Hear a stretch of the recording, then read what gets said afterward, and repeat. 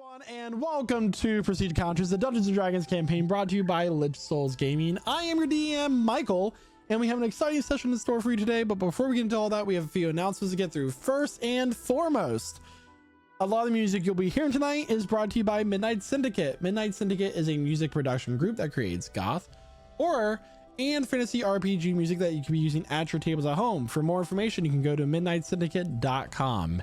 You can also use the command !midnight in our Twitch chat for a clickable link. But once again, that is midnightsyndicate.com. You can listen to their music on Spotify, watch their music videos on YouTube, or even ask your Amazon Alexa device to play Midnight Syndicate right now.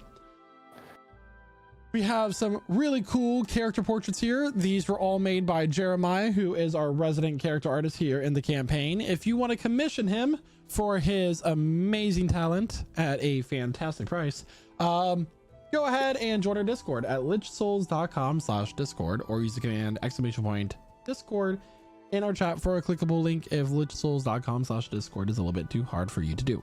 Either way, we're happy to have you in the Discord for all variety of things that we do in our community, like play Sea of Thieves, Dead by Daylight, Trivia Tuesdays, RuneScape, and more.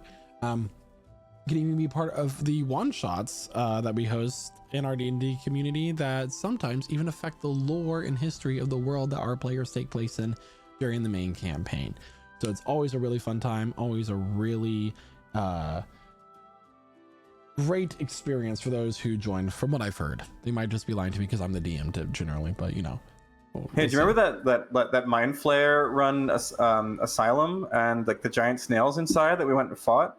Oh yeah, that was crazy. That was amazing, right? Yeah, I don't remember that either. I will say it was the soul fight. It is worth joining in for these one shots, because if you watch our campaign and you don't get a little piece of lore that was touched on in one of those, you're just the guy that didn't watch the spin-off series and you look dumb. I know, right? Like, you got to watch all 7 of the one shots so you can exactly for the next big Prestige Encounters crossover. We're gonna go into the Prestige multiverse next. we also everybody, we'll be having our special Halloween one shot coming up very soon, so be ready for that. Ooh, we're gonna do a family one shot. Open to the community, by the way. Open to the community. There will be it is a paid one shot, but it does come with a bust portrait of your character. The fee covers the artist work, which is Jeremiah. So, and I will give you 2 words that describe the one shot theme for this Halloween. It's already been figured out. I've already come up with it in my mind, but freak show are the words that I'm going to give you for that. Freak show, indeed. So I was hoping for very spooky, but never mind. Well, it's always very spooky. Also, I think Casimir actually first appeared in Prestige in a Halloween one shot. That is true. That is true. Same with our beloved Lady Guinevere and Phineas Rex. That is true. All these, see, this is real proof. So join our Discord for that. We are also happy to announce for the first session ever that we have begun our partnership with onlycrits.com. Right now, if you want to support the stream and support Only Crits as well, you can use our link by using the command !Kickstarter in the Twitch chat for a link to go to Only Crits and support their new Sharp Edge resin dice sets that are really funny and fantastic. So there's the link right there in our Twitch chat for those of you who want to go take part of that and get some special rewards for supporting the Kickstarter as well. So that's amazing, and we'll have more details on that partnership very soon, but for now, that's what we got. How about we play some Dungeons and Dragons now? Yeah. Are we done talking? Let's fight. Oh no. Let's run. In case you're just now joining us, you might be wondering what happened last week during our session. So everybody, go ahead, grab your drinks, grab your snacks as we welcome you to our table, and we are now beginning the newest session of Prestige Encounters. And here to help us what happened last week in his very own words is none other than Budak Riverspeaker. Dobry dien. We arrived at Port Capero to find Tempo. Might help with binding with Zulna. Zulkifli is really on just leave to see home again. He takes lead and shows me good food. It is nice place, but not Krasova like space elves. The others meet some guild people, get into trouble with Townsguard, but all make an escape. Хорошо. Some woman invites us for tea, Moira her name, we accept. There we find Monkey doing monkey business and find out that Marlet Guild is doing monkey business as well. Runs the town aggressively. But not our concern yet, we need to find Zul's dedushka, grandpa. After nice tea, we head out into jungle with Temple. But first, we need to find Dr. Hut. Jungle is way... Shlishkom garajo. How do you say, too hot. But we cut our way through, and flora fauna is quite big and hungry. Almost ate Casimir, that was funny. Iznivini, пожалуйста. Shouldn't laugh. Tiny boy appears. Zul tells us that it is prankster spirit boy. So, boy splashes some water on me. Me and Ravista, что? I give him treat, a nice spirit boy. We find Dr. Hot built into giant skull. Это очень круто. This is quite cool. Man let us inside, cast some spell to find Dedushka. It works, but плохо. He by tempo, like we thought. It dark outside, so we sleep here. Next day we travel further up mountain with dangerous winds. And at one point, there is canyon crossed by tree. And this huge primordial comes. Combat ensues. It is tough fight. Last thing I remember is me falling unconscious. Back to Michael. Thank you so much, Budak. And that is where we're going to continue on our story, everybody. That is a man full of confidence. So we're going to go ahead and get everybody a visual here. Right now, as the health totals currently stand, Tora and Zulkifli are starting to near the danger zone, and Casimir and Budak are both unconscious on the ground at 0 HP. With that, we are entering the top of initiative with Revelor's turn. And then Tora is on deck. All right, let's see here. All right, gotta make it good. First impressions are always the best. All right, they must always be the best. Okay. Is anybody within 5? Nope. Okay, cool. So gonna do sharpshooter. Yeah. Sorry, no, steady aim. What I meant. Bonus action, steady aim. Yeah, I'll use sharpshooter. And yeah, I'm just gonna do a normal attack here. Well, let's see what happens. And 21. 21 will hit. Let's go. Good shot. That's gonna be 24 plus 34 damage for the first shot. 34 points of damage. Is this a magical weapon? Just for It is. my reference? Okay, cool. All right. Plus 2 pepper bucks. Just a review, yeah. we do know it is resistant to fire and lightning damage. Cool. It was Okay. piercing, so. I'm just reminding everybody because it's been a week. Yeah. That's all. And thunder. And it's immune to thunder. Unfortunately. All right, extra attack. You know what? Throw a little spice on it with sharpshooter again. Okay. That ain't gonna do shit. That's a 14. 14 misses. Damn. All right. Well, that's my turn. All right, that's my time. All Good right. night, everybody. With that, it is now Tora's turn. Tora, take it away.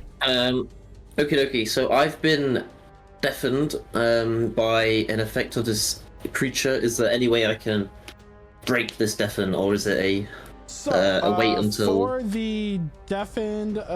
You're just deafened for 1 minute. Okay, cool. And I wrote in my notes that last turn I brought up Unbreakable Majesty, so this turn it'll have its disadvantage on my spell,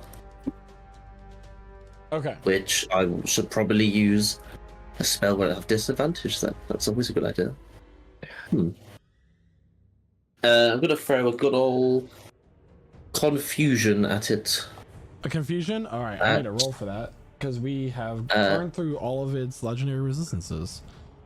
So it'll be a wisdom 18 at disadvantage, please. I'm casting it at the 5th level, if that means anything. We're basically gods, guys. It's a wisdom save? Yes, please. 13. Ooh-hoo-hoo. So on its turn, I shall roll a d10 and determine what it will do. All right. Cool. Bonus action. I will give Bardic Inspiration to Zulkifli. So that is a d12 on an ability check, attack roll, or saving throw. Oh. And then that will be all. All right. Is it me? It is now Kazra's turn. Oh my god. Okay. You know what that means, right? No. 16 is a natural 20. So you come back with 1 HP. Yeah! But also what? Like, what? Can I ask? It's a supernatural gift and a hollow one. 16 or higher counts as a natural 20. Okay. Sounds like cheating. It's okay, I gotta go down again. You Casimir gasp from It breath. is now Mordecai's turn. You get knocked out. You get knocked down, but you get up again. Sweet. Keep me down. I think if I move there, I can move into that square, I think. Okay. I'm going to twin spell heal. And cast heal on both Pudak and Casimir. Champion. So they both receive 70 hit points.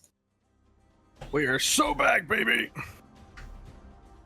All right, as Mordecai utters these divine words, twin casting the spell heal.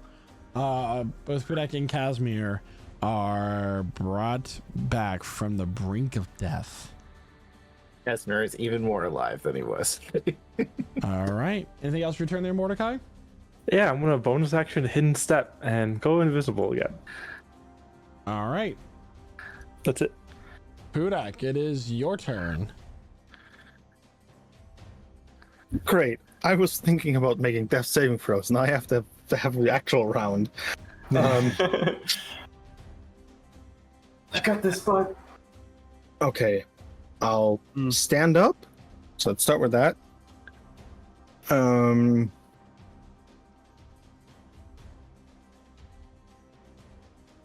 Yeah.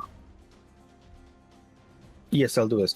I'll run over here, pick up Casimir, and drag him and myself out of the area of this thingy again. Remember, you need to make an athletics or acrobatics check, and you get thrown in a random direction if you succeed to get out of the vortex. So right now we're at the edge of it.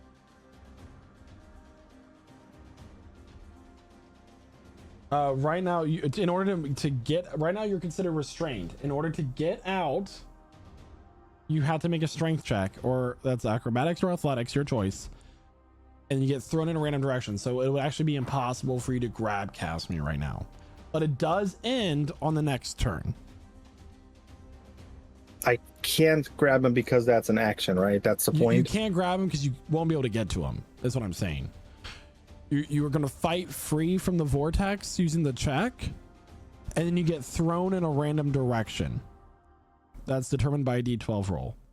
Okay, then I'll first we'll do that.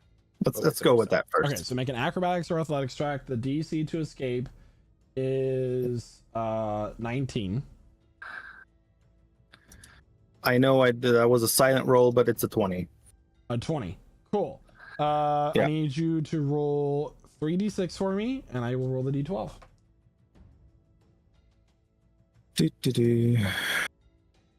There. All right. It's actually funny because you're gonna get thrown in the direction of Casimir. Oh. And I'm gonna throw a bone here to you. Pudak gets thrown and hurtles into Casimir, and both get knocked. Casimir. Yeah. More like 206 bones at him. That is 8 points of bludgeoning damage as Pudak gets hurled and slams into you. I'll take it. Knocking you both out of the vortex. 207. Never mind. Yeah. Oh, that plate armor. Wow. And that was your action. What would you like to do for the rest of your turn, Pudak?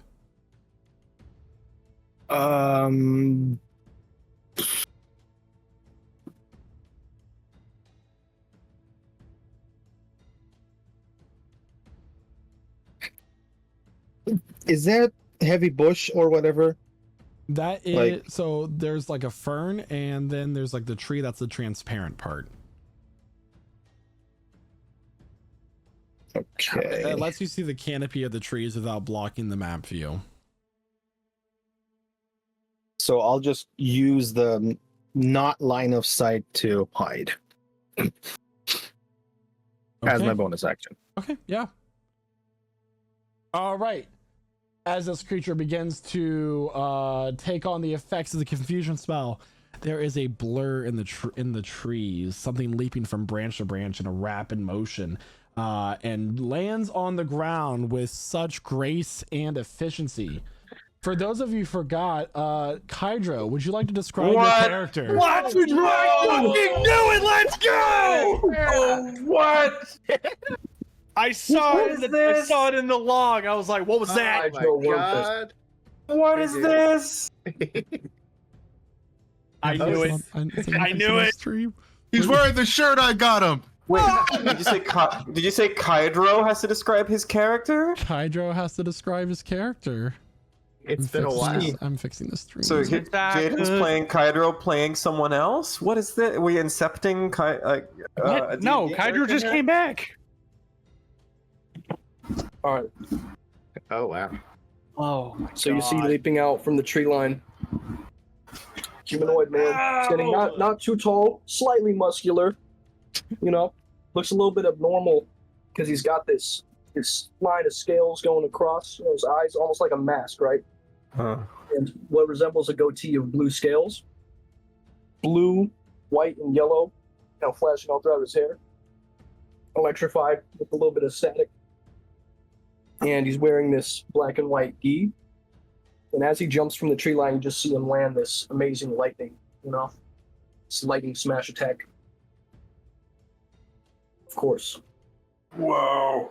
You ran it to me into it. Which Anyway. this thing is resistant to. But it looked really cool. In looks true so Kydro cool. fashion. Yep.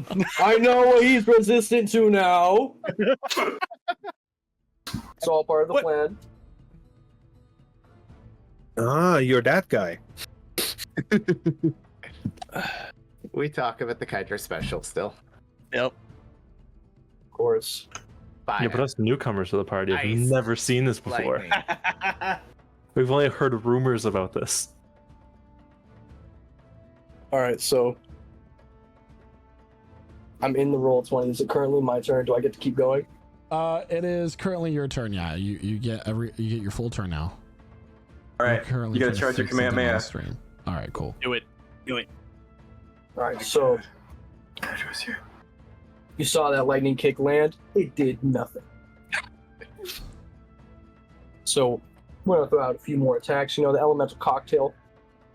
We're gonna use our full attack, extra attack, plus a bonus action flurry of blows. That's a total of 4 attacks for everybody, right? So let's go ahead and queue up 3 draconic strikes for this man. Each one with their own respective element.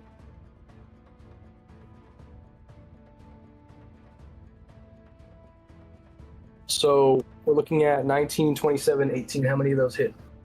At 19 and above hits. All right, so we got 2. So as he recovers from that lightning kick, it's going to come in. It's going to bring him down the elbow. Icicle forming on the bottom. Brings it down on this thing's head immediately. 6 ice damage. All right, it is resistant to cold damage. We know more resistances now. Watch, right? Hydro's the resistance machine. Still in the air. Just gonna hold on for a moment. Bring his knee up to the head. Hit it with a flaming knee to the face for 8 flame damage. Oh no. It No. is resistant to No. fire damage. Andrew Hydro fashion. 3 resistances. Yeah. Just wait till you learn Now about its we know. immunities. I'm scared. Try thunder damage. Just try it. Let's see what happens. Yeah, go for a force strike to thunder, see what happens. That's all right. That's all we got. Those are all my attacks, and I'm dropping out of the air very rapidly now. Yeah. You see a were-tiger just kind of staggering back, pummeled, fur on his array, but looking at you in utter disbelief. I think everybody has that look on their face like, huh? Even the people don't know him. Who is this All random? right. I believe I fixed the thing.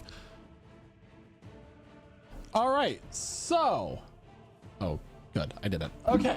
So with that, Kydro, you got your token on the map? No, but let me do that real quick. Okay. I got you right We were- there.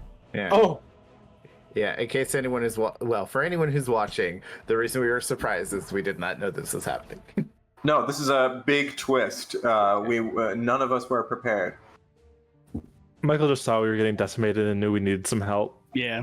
This has actually been 3 weeks in planning. I've been getting that feeling. I knew something was up. Damn. We need to talk during the break. With Anyway. that, I need the confusion roll, please, as the cradle is now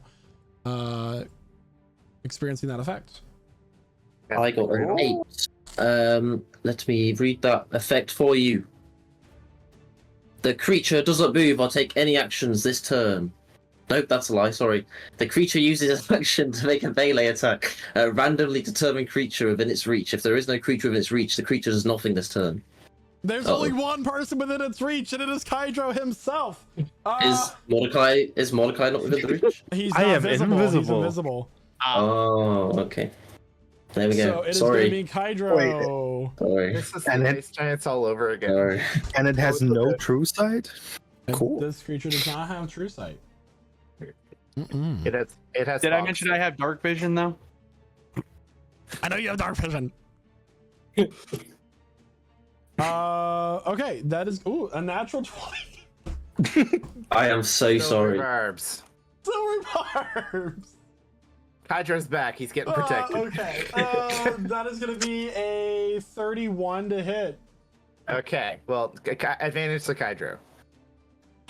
All right, It will be so- hilarious to see Kydro die in this session. We just one shot Just- immediately. That'd be amazing. Comes back, gets instant kill.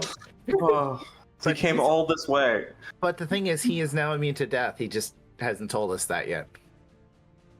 No, he told you guys he's gonna do that 37 before. points of damage total. The last 3d12 are thunder damage, in case you're resistant to that. But that is all it can do on this turn. And with that, it is now Zolkifli. It gets to make a save. Oh, it gets to make a save with Yeah. advantage. DC 18. Wisdom save. Okay, I'm gonna roll these two. Is it with advantage or is it normal because of? So it has advantage. Well, I mean, does the Unbreakable Majesty still affect its save? No, it's only on my next turn, which is Okay. ended soon. Cool. So that will save with a No. 25. Okay. Okay.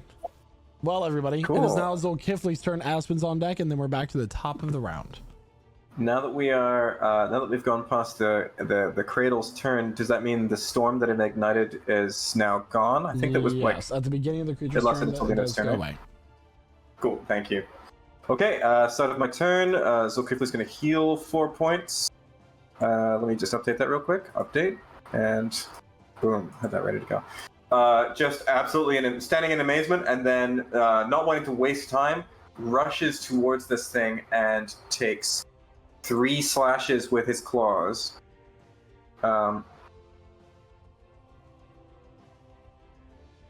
Oh God, natural one. That is a natural 1. Yep. Okay, natural 1. Cool. That's 1. 17. 2 attacks. Bonus action attack. Come on, give me something good. So Quickly was 30. scared by 30 by hits. 3-0. Okay, cool. 30. Okay, cool. I'm gonna pump. This is a Crimson Right hit, and I'm also gonna use the Blood Fury tattoo. So here we go. Gross. 28 points of damage. Only 28. 28 points of damage. With a bonus action. Cool. I will heal for an amount that I'm now calculating. Did it take the full amount of necrotic damage? It took the full amount of necrotic damage. 12, 14. Cool. I'll heal for 14 points of damage. And I will now, what I will now want to do is actually back up. I want to move out of line of sight of this cradle. Can I move behind this tree to do so? You may. All right, that's what I'm going to do. That's my turn. All right, so Zulkifli runs up and slashes at this creature, 2 times missing, taking in Kydra's return to the battlefield. And then with the 3rd strike landing, he begins to heal back some of his HP from the Blood Fury tattoo, and then runs behind a tree. And with that, it is now Aspen's turn. Revelor's on deck, Tor's in the hole. All right, yeah, this is a lot. All right, so it's already confused. Thank you very much, Tora. It's not confused. Not anymore. It's not confused, not anymore. No, he stopped that one. The save. Okay, it's a very interesting notion. However, I'm gonna attack it. I'm gonna shoot at a chill touch from this range. That is a natural 1. 2 natural 1s this session. Wow. Beautiful. Beautiful. Don't forget, everybody who is currently watching the stream, at every 5 natural 1s we roll in a session on a d20, in the US or Canada only, excluding Quebec, will get a free set of dice. One person will get a free set of dice. Because of our natural ones. Because we celebrate our failures. Yes. Why else would we keep coming back? Just take a bite out of the silver sandwich of the cloud. Anyway, anything else to return there, Aspen? Yeah. So I guess Aspen will cast Guardian of Nature on himself in the form of the Great Tree. All right. And that'll be his bonus action, which will be his entire turn for now. Okay. It is now Revelor's turn. Tor is on deck, and Casimir is in the hole. Alrighty. Okay.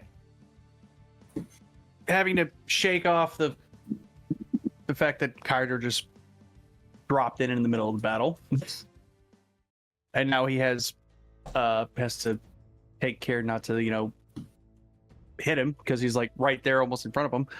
Yeah, he'll shake it off, and he'll be using sharpshooter, and I'll expend a grit point for violent shot. Okay. Come on. Do it! It's gonna be a 20. Dirty 20. 20 hits. Let's go. Essentially. Alright. So that's gonna be 23. So 33 for the first bit of damage. And an additional 10, so 43 damage total. 43 points of damage as Revelor holds up his weapon and fires it off, doing 43 points of damage as it shoots through the cradle. There we go. And then my extra attack. This is where things get tricky. You know what? I'm like the last shot count. Sharpshooter, let's go. It's tricky. Ooh, 23. 23 hits. For 24 damage. 24 points of damage once again. And then actually, don't. You know what? I'm not too worried about this. I'm gonna bonus action reload so that way I'm ready to go for next round, and that'll be my turn. All right. Also, just a reminder, you saw the cloak of displacement, correct, Hydro? Yeah. Okay, so I'll remember that on the next turn, or if you Quick get display attacked. bolts, periaptive wound closure. Cool. With that, Tor, it's your turn. Casper's on deck. Mordecai's in the hole. Okay, as my bonus action, I'm going to use Mantle of Inspiration on Zulkifli, Mordecai, my new friend, and they're the only people in range, so you guys can have 14 temporary hit points and move up to your move speed as a reaction, and you do not provoke opportunity attacks. Oh, amazing. Oh, stay right here. Okay, you can still get the 14 hit points though. And then for my action, I'm going to cast Eldritch Blast, so 3 attacks. Here we go. So, first one to hit is a natural 20. Woo! Let's go. Nice. You throw 30. Indeed hit. So that damage will be 20 damage. Max damage, oh my god. Nice. Crazy. Then second attack. Oh, only 12 that time. So Third attack. 32 total. No, that was the second attack. Was only 12 to hit. Oh, sorry. And then the third attack was a 27 to hit. 27 hits. Or 10 damage, so 30 damage altogether. 30 damage total. Very Unleashing the Unbreakable Majesty, Tora launches out these 3 bolts of crackling eldritch energy to find their home in the Cradle's form, dealing that damage of 30 points total. Not bad for Eldritch Blast at all. Not bad. And with that, it's on Casper's turn. How's the cradle looking right now? Is it looking a little cracked or? Cradle is looking injured. It's lost about half of its health, as it's I can tell you at this point. All right. So Casimir is going to cast slow on it. All right, it does get advantage on magical effects. So, what does it say when you roll? DC 18 Wisdom. I posted it in I roll get 20. a natural 20. Nope. Natural 20 and natural 15. Are you casting Silvery Barbs? Yeah. Okay. So let me roll again. The natural 15 does not matter. That is a natural 1. Okay. So it works. And it's really funny because I was like starting to roll and just fell on my hands, but it landed. You play as it lands. Okay. Yeah. So it is now slowed. So it can only take an action or a bonus action each turn. It has no reactions. It has a -2 penalty to AC and Dexterity saving throws. If it takes a spell, it has to roll a d20 if it wants to cast a spell. An 11 or higher, the spell doesn't take effect until the creature's next turn. So it was fun. I didn't realize that spell casting. It can't cast spells, so that's yeah. Good for us.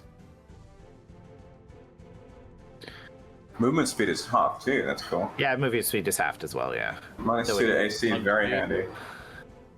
Could you put the effects of that spell into? It's in the it's on the roll 20 already. Amazing. Thank you so much. Yeah. Now that things are talking again. Just in time for Jaden. My God. All right, and with that, it is now Mordecai's turn. Products on deck, and Casimir moved. Cool. And Kaiju's in the Casimir, hole. who gets the advantage? Oh, it's going to Zulkifli. Sorry. You put me on the spot. Oh, okay. I didn't want to forget it. I don't know if you can see me. I'm out of line of sight. Mordecai, it is your turn. It has to be protected. Yeah. Correct. Yeah. With my turn, I will. Sorry, trust me. I know. I'm checking the distance. Oh, it's touch. Never mind. Going the distance. I am going to. For speed? Yeah. You can't I'm gonna disintegrate it. You can't make references like that because next thing we're like, oh, you're getting sued. Disintegrate. Make me I would. A dex DC. save of a DC 20 and does slow affect dex saves? It has -2 on the deck save. -2 Yep. on the dex save. What is? Oh my gosh, those are not good rolls. Good for us. 15.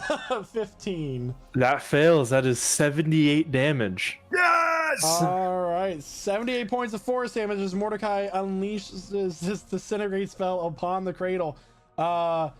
It's straight up not having a good time, bro. Technically, it disintegrates everything the thing is wearing that's not magical. Is the cradle not something the creature is The wearing? cradle is a creature. Well, I know, only I know. only if it dies, it disintegrates everything it's wearing. It's a naked creature. Is it a creature within a creature? It's literally a cloud, and that's like a swirling form that is also an egg. It's just like why can't I poke the thing inside of it? If it's just smoke, it should be able to like. Sick clouds. The cradle protects its whatever. This is its second Listen, I will illusion. be honest with all of you. The book is very ambiguous, like about what the cradle looks like. It does not describe cradles and how they form and like move or anything at all. So bear with me here. Anything else your turn, that Mordecai? No, that'll be my turn. All right. They usually, move when the wind blows. It's your turn. I'll rush up and start stabbing the chicken because it's an egg.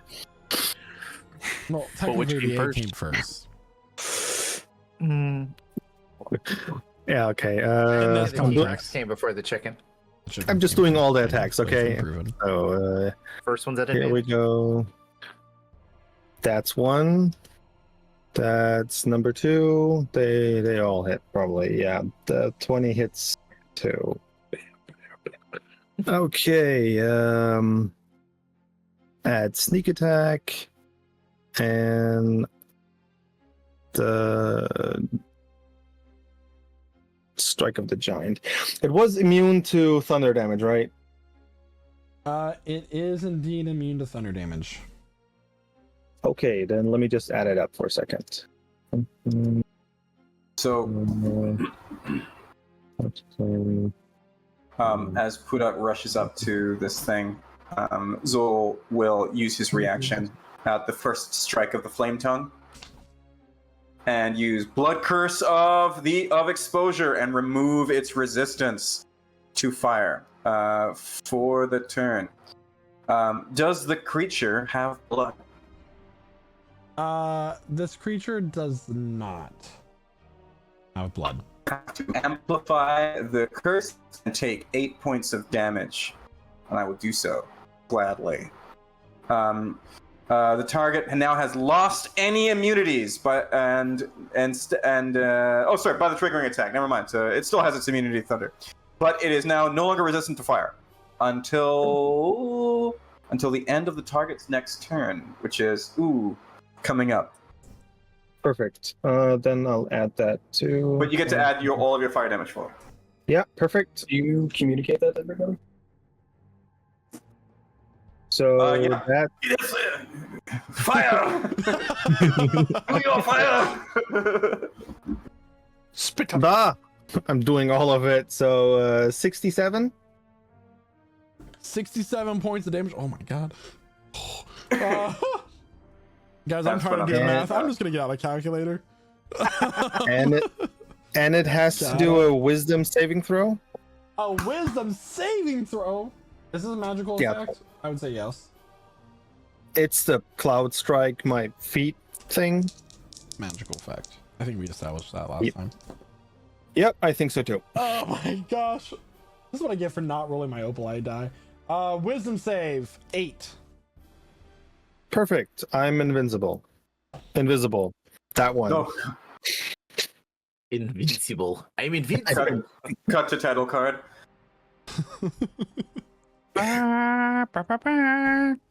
All right, with that, it is now Kydra's turn with the cradle on deck and Zokifli in the hole. So Kydra just caught wind of that fire resistance going away, and he's so excited. So you're going to see him charge up his keys, channeling once again for another 4 strikes.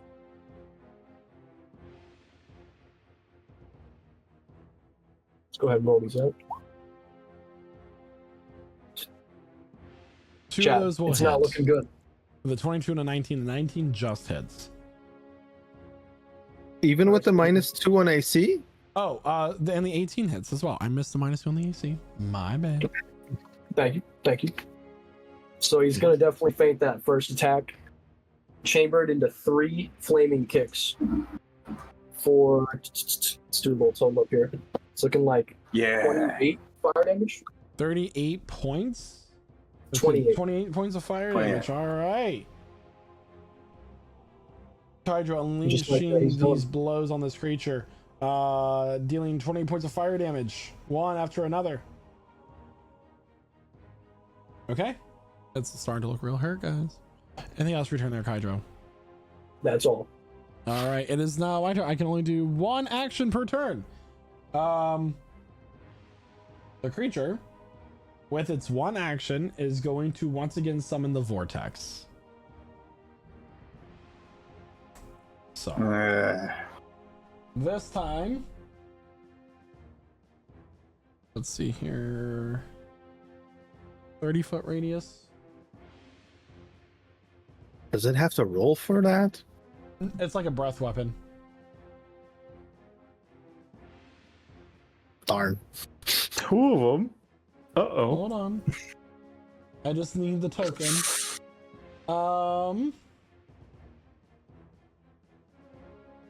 30.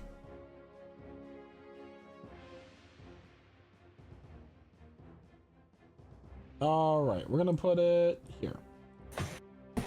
Give everybody some love today. I need, as this 30-foot radius, 100-foot high cylinder centered on that point, I need a dexterity saving throw from, it looks like, Aspen and Revelor. I don't wanna. I cast too bad. Dex. Natural 20. A natural 20 for a golly. total of 22. 22. That will, what does the natural 20 saves automatically succeed? I don't believe they do. Unless you want them to. Yes. I I got a rolls a written thing. I got a 20.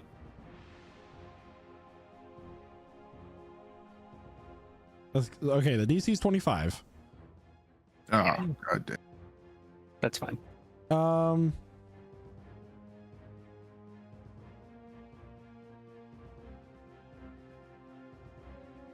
If it's a rules question, natural 20 doesn't help on saving throws. Cool. But the other It's way only- around it's too, so only natural, on attack natural rolls. 1 It's doesn't mess only it on too. attack rolls. I gotta keep reminding myself as that rule. Only on. It's almost as if a game with like a total of like over 20 rule books can get a little confusing sometimes. Anyway, Maybe. so with that, you are both going to take 11 d12 points of bludgeoning damage. Okay. And have the restrained condition. Mm-hmm. And a reminder is you can use your action to make an athletics or acrobatics check to try to free yourself. 60 points of bludgeoning damage as you become restrained by these howling winds. It's less than last time. And is this isn't. Is this an attack? This is not something that you could use your uncanny dodge on, I believe. Okay, but that's fine. Evasion. Evasion would work. So you take Rogues, 30 man. points. Dex saving throw, baby. He's got that rogue energy, man. I don't have my thing. Dang it. Speaking of rogue energy. Let's not for now. We're in combat. All right. And I get to make a saving throw at the end of my turn, correct? For slow? Casimir? I think it's a Yes, at the end of each turn.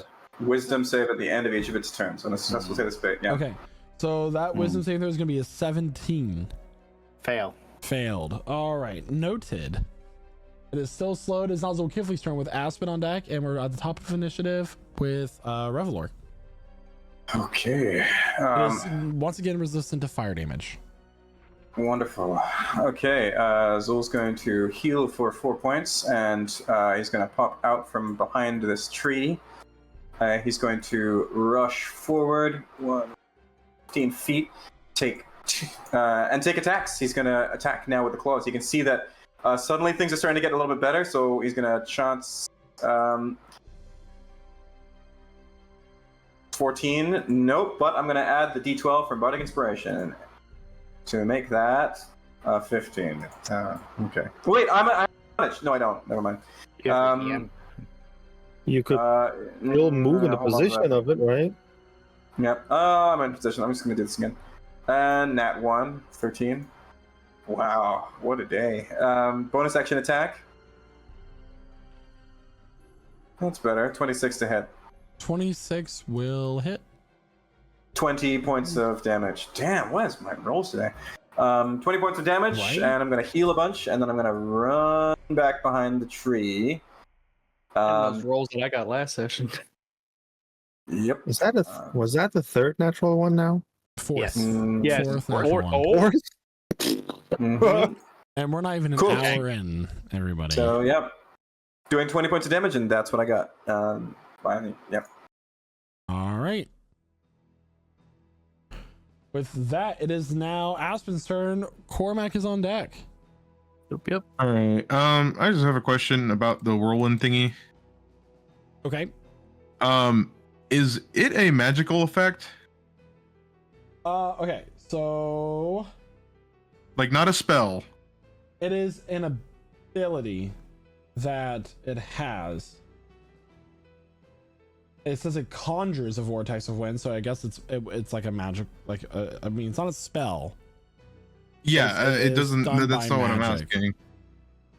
Because I mean, like So tell me what you're trying to do, and then I'll tell you. Like, how dispel that works. magic. It can. It says it can end magical effects. It doesn't need to be a spell. Spell magic work here.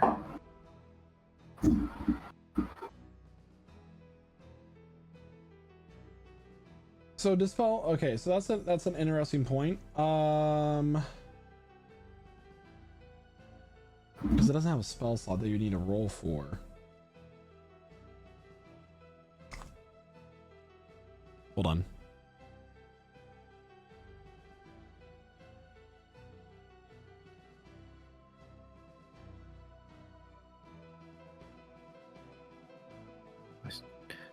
It's a primordial.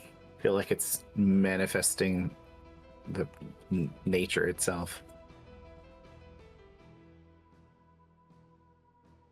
What is I'd like to say this: spell magic does only get rid of spells, but you can target magical effects with it. Right. But it like, only so actually dispels spells. it can, and, like, for example, for those wondering, it can, like, if you use a potion of giant strength, it can remove the effect of the potion on you, but it can't rob the potion of its magical essence. So Jeremy Crawford has a tweet saying magical effect that is not the result of an ongoing spell cannot be dispelled. there we go. I will Yeah. also. Alright. Since wild shape isn't a spell, and dispel magic cannot dispel wild shape, for instance. cool? Okay. So we can't dispel Kydra's feet. This is a funny kind of extra thing, though. So I mean, I'd leave it to the DM to say. I'm going to say it throw that won't in. work on this, since it kind of relies on a spell. Like, the mechanics of spell are specifically for a spell slot. Yeah. And you already I'm said it. just weighing my options here. This is quite the pickle. Because I have the option to take an action to try to get out, right? But that would need to beat the DC of 25. No, No? the restraining was 20. The DC needs to get out is a 19. Okay, 19. Sorry. Okay. All right. Yeah, I guess it's worth a shot then. So it's an acrobatics and athletics, is what you said? Correct. Okay. Espen will roll an acrobatics check. 13. I will use my inspiration. Try again. 18. Oh my goodness. That was close. Let me just check something.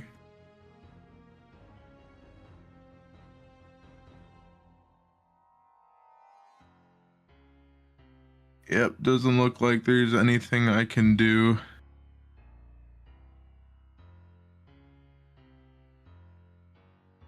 Yeah, so that's my action.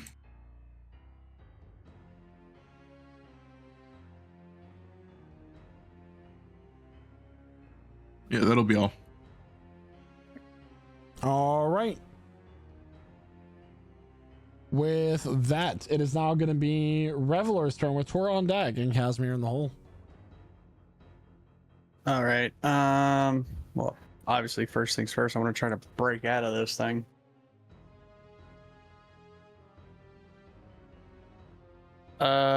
What check is that again? It is a acrobatics or athletics, your choice. I'm gonna go at acrobatics. And it's with disadvantage, right? No. No? Oh, okay, never mind. Oh no, that's just if I have to make. Actually, 26. That succeeds. Let's I go. need you to roll 3d6 for me, please. Can do. You have to find out Ooh-wee. which way you got shot. When you're lucky, you hit Aspen. 36. 8. Natural 1. 8. And a nat 1. So, I need to measure this. Uh-oh. Oh. Woo! Okay, That we're on sounds the other horrible. side. Hey, that's fine. All right. take those. So, you get thrown all the way over here. Anything else for your turn?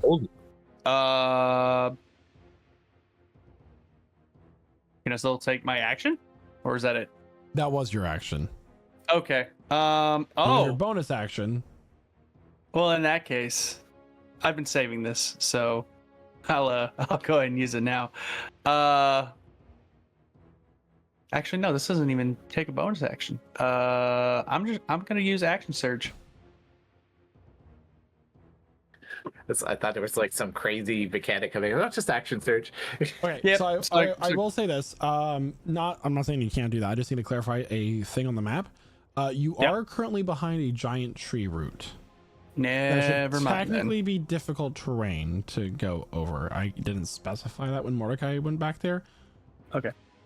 Am I like up on a little cliff face or something right now? No, you're over the. I mean, there's the cliff on that side of you. So like you and Mordecai are right on the edge of a cliff, behind a Oh. tree root that's giving you full cover at the moment. Okay. Well, let's see here. In which case, I will not action surge just yet, but I will. Where's it at? Just so I'm using the correct verbiage here.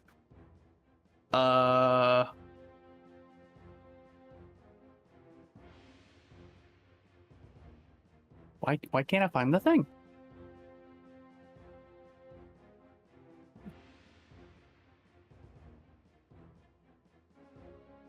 Oh, the meanwhile- yeah. Bonus action. Oh wait, I probably have already expended all my movement. You didn't expend any of Well- your movement. You didn't move on your Oh, turn. never. Oh, I just got thrown. Okay. Then yeah, I'm gonna move then out of the way of the tree. I literally just go boop, and then there I have clear line of sight. You would have to move on the other side of the route or on top of the route. You're Okay. Oh, then yeah, I'll expend however much it takes to get over that. all right. That's 15 feet of movement. Cool. Then now I'll use my action surge Okay. to fire off a couple shots here. So happy to go on that journey with you, Revelor. I Bang, know. bang. I'm glad I could take you all with me. Anyway, let's do it. It's gonna be a 19. 19 That just hits. hits. Oh, nice. Technically, its AC is 17, anyways. More Well, it's than a good just thing I didn't- hits, by the way. It's a good thing. Good thing I didn't say sharpshooter then. All right, let's go. How much damage? Let's see here. 31 total damage. 31 points of damage. The creature is looking very hurt. And then extra attack. Ooh, a nice 28. 28 hits. And that's going to be 14 additional damage. 14 more points of damage as Revelor gets thrown over this tree root and clambers up, and then fires off 2 more shots, both sinking their way into this cradle as cracks begin to spread and the clouds begin to dissipate around it, revealing this form glowing within. All right. And that'll do it for me. Tor, it is your turn with Casimir on deck. Okay. At the awesome level, which is... never mind. At the 4th level, which isn't that awesome, I'm going to cast Chromatic Orb.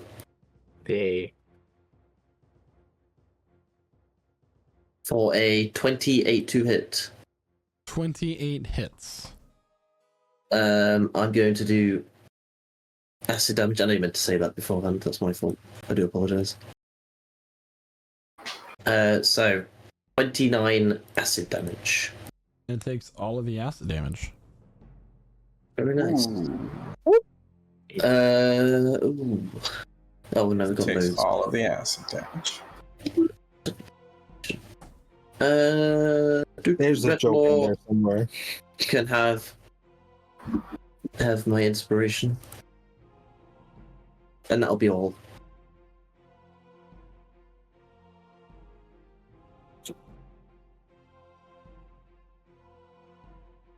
Give me 1 second here. Huh? Okay. Did I kill it? No, you did not. No. Casimir, it is your turn. So do I have clear line of sight on Aspen inside of this? The effect does not say that the area is obscured. Okay. Secondary question. This, from our past experience, this despawns at the end of the creature's next turn. Does it not, or like this area of effect disappears? It does disappear at the end of the creature's next turn.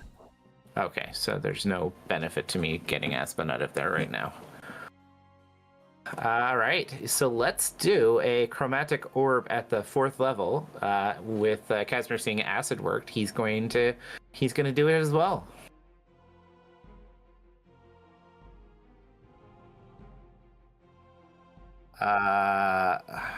I'm assuming a 31 hits.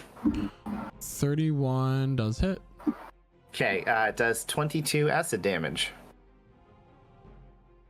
22 points of acid damage? Okay. Yeah.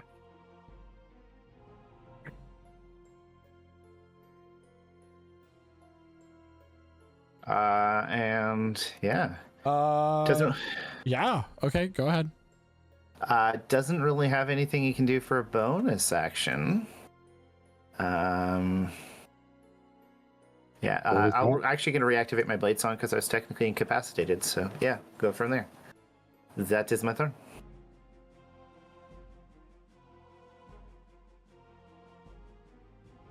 All right. So, let's see here. Uh-oh, this is a lot of thinking for This is my a lot turn. of thinking. My bad. I don't No mean to problem. scare you. Please don't.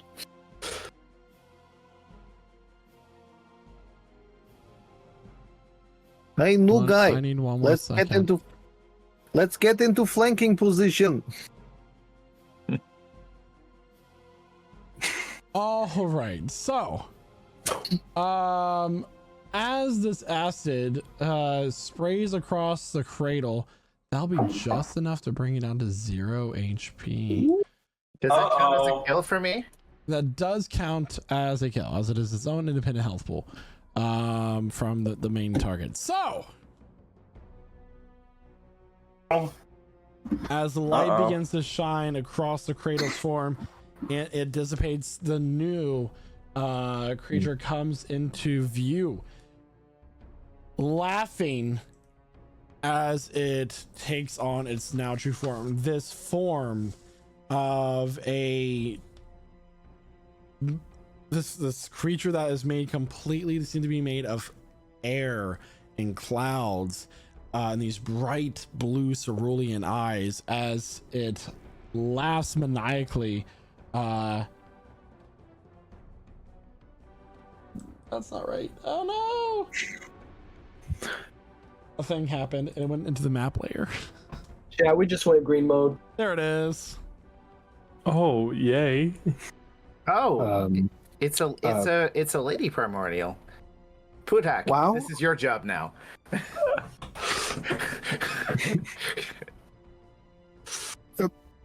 With that, but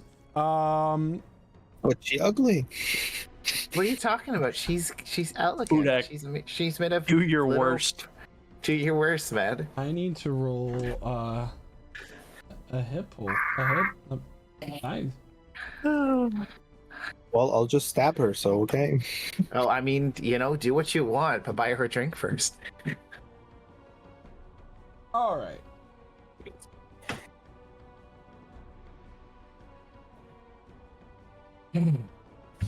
Budak's gonna do a murder. What do you mean murder? It started it. I mean, technically, we. A second. Okay. So I'm getting. It's a drawn out self defense.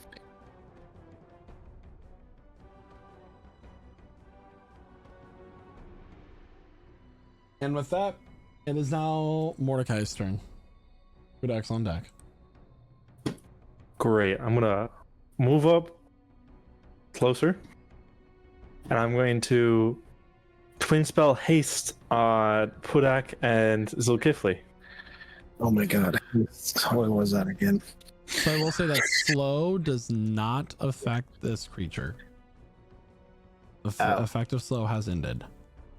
Cool. I'll take the kill and remove my concentration. Mm-mm. So Zulkifli and Pudak, you both are hasted now. And Pudak, if you want, make an attack against it with your reaction. Perfect. At advantage, because you get. Or did you use that advantage for my Sylvia Barbs yet? I'm invisible, so that's why I'm at advantage. Ah, cool. So here we go with that. That hits, and here's some sneak attack. Yeah. Sponge 26.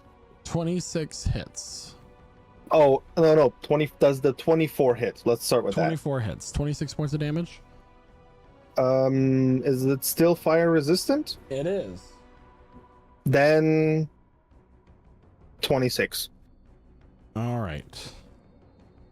And then with my bonus action, I'm going to go invisible. Sounds good.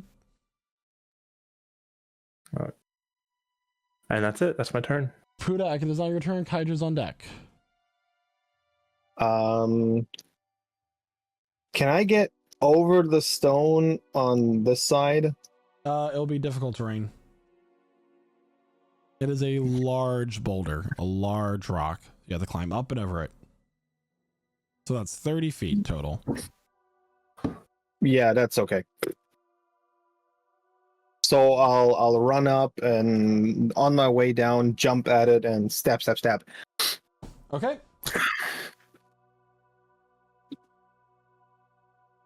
I got double movement right now. I'm hasting. So one attack. Yeah. Attack. Attack. Blood curse of exposure. Give it strip away its resistance again.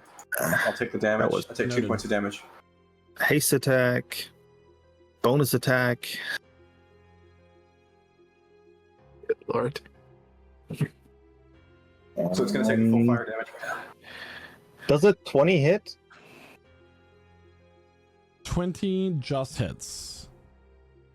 Okay, good. Now we. Okay. So that hits. They all hit. Wow, great.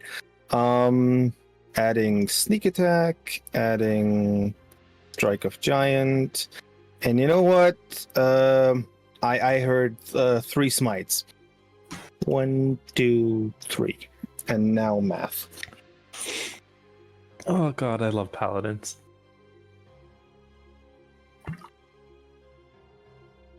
Don't judge, I'm fast. We're not judging. Just a lot of dice.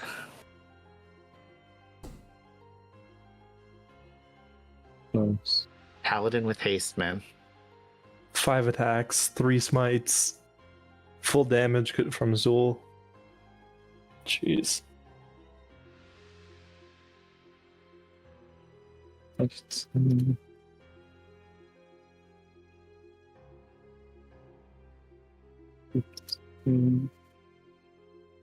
It's still Thunder Moon, right? Yes. We don't know. Michael? We didn't find out. It is thunder immune, correct. Perfect. So, good to know.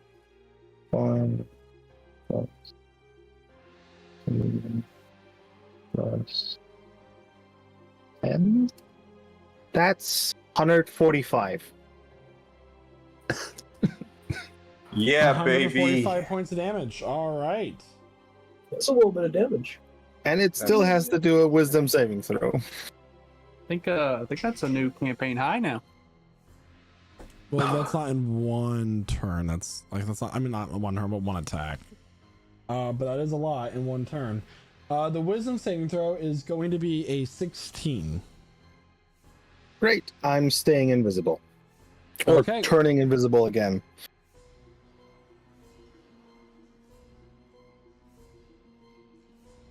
That worked like a charm. End of turn. All right. Thank you so much. Zolkifli, it is your turn. I'm sorry. I never rolled initiative for this new token, so let me go ahead and do that now. But what of the lonesome It Kydra? is Kydra's turn, yes. But let me get this on the turn order first. Come on.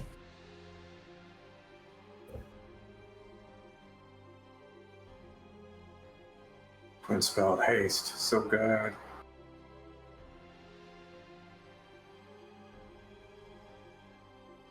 All right, Kydra, it is now your turn. Then the creature is next.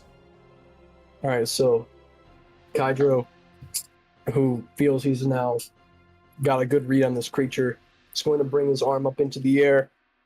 You guys are going to see it wreathed in ki as his palm begins to excrete acid. And wind magic begins to crawl up his arm in a huge combination of magic and ki for one big attack. So this is going to be a bonus action casting Zephyr Strike into a Draconic Strike acid variant. All right, so that's a 20. 20 just hits. And upon hitting, key magic is going to flow into this creature. I'm going to need a con save for a stunning strike, and I will also be rolling additional damage on favored foe. Okay. So you're D4. That is going to be, you said a Constitution saving throw? Yeah, con save. 30. That's going to pass, yeah. So that's looking like 12 acid damage Which for will his take all first of? strike. Perfect, okay. Followed by a second strike. 21 to hit for 9 more acid damage. 12 plus 9. All right. Like 21 acid damage. And that will be all. Okay. So as Kydra unleashes these 2 blows onto this creature, it manages to fight off the stun using its inner primordial power. It is going to fly this way, right into the middle of the gorge. It They has fly now? flyby, so it does not take any opportunity attack. They fly now. And for its action, it is going to laugh as it points to the middle of the gorge, and this massive, double the size vortex is going to show up. Sorry. I have Sentinel. It can't take any opportunity attack, though. It says This only creatures blocks. provoke.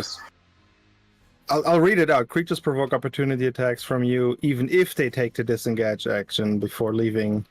Flyby doesn't count as disengaged, though. Yeah. That's interesting. That's why I'm asking. I'll Correct. rather It ask and be doesn't take- wrong than. Yeah. Sign does provoke opportunity attacks when it flies out of an enemy's reach, is what it specifically says. So I will say that Sentinel in this case will not work. Darn it. Good feat though, worth taking. Worth It is a taking really for a good combat. feat. It's Yeah. ruined a lot of my plans before. It hasn't worked once since I have it. Yes, it has. It most certainly has. Talking to the. So back to what I I'm was the guy saying. who took the It's- alert feat for all the good it's done to me. It's Thunderous Yeah. Vortex. I need everybody Yeah. that is within that area that includes Revelor. I need you to make a strength saving throw.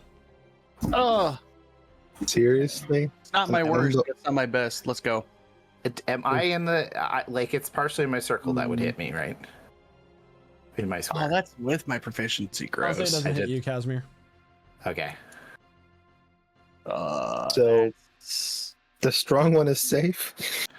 Maybe That's it's a Uh, DC lower. What did you roll, Pudak? Wait, no, you're I'm outside. not- I'm not you're in it. outside.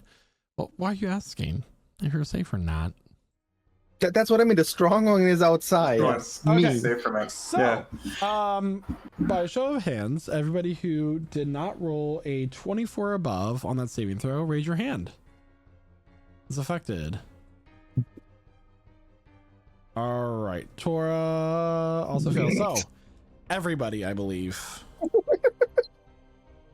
I'm gonna try to use Favored by the Gods and add 2d4 to mine. Okay. Some of y'all have DM Yeah. inspiration, but probably wouldn't matter. Never mind. That Never just works. fails Mordecai with a 23. All of you are pulled to the center of No, this God. vortex.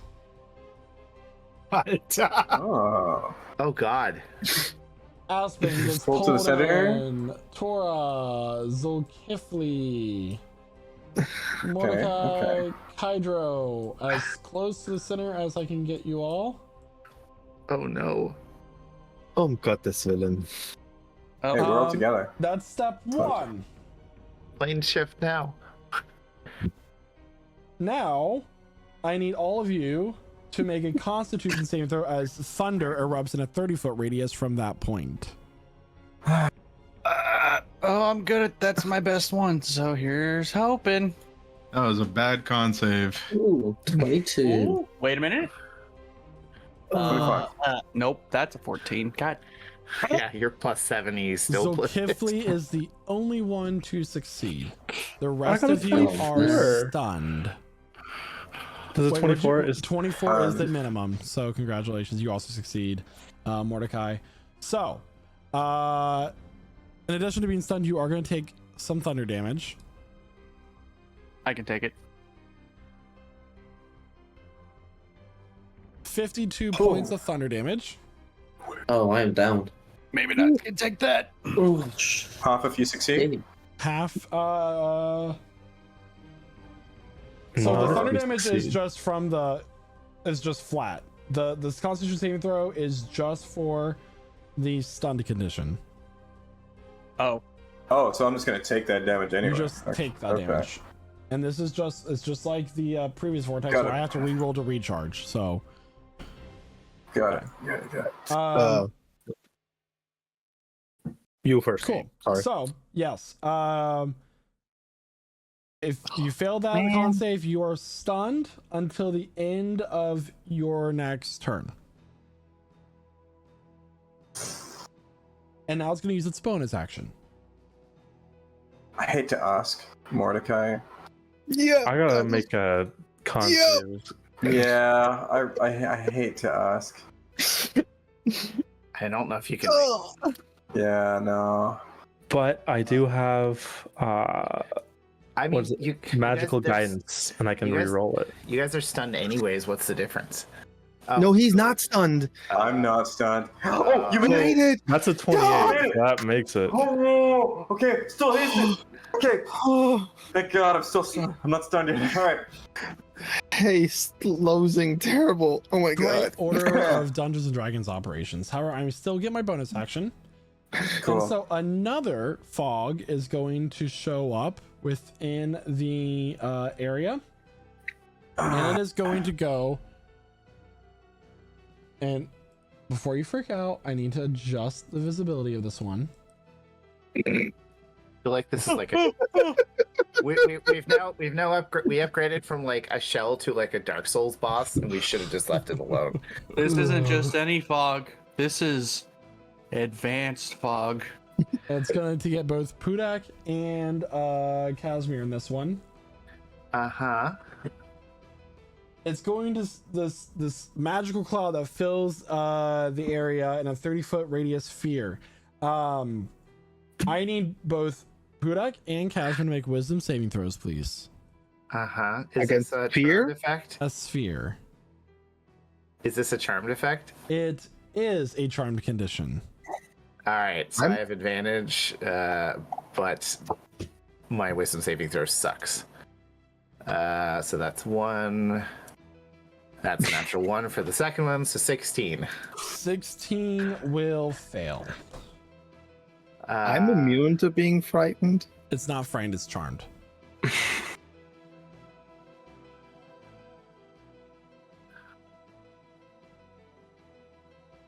Wisdom. You said wisdom. I did. Yeah, Not too bad for. natural All 20. right. Casimir, as the only one who failed. Sure, what's Until up? the end of your next immune. turn, you are charmed by this creature. While you have the charm condition, you must use your action to make a melee attack against a creature other than yourself of my choice. I mean, you know, she's If no creature is within its reach, the affected creature must make a ranged attack against a creature of my choice.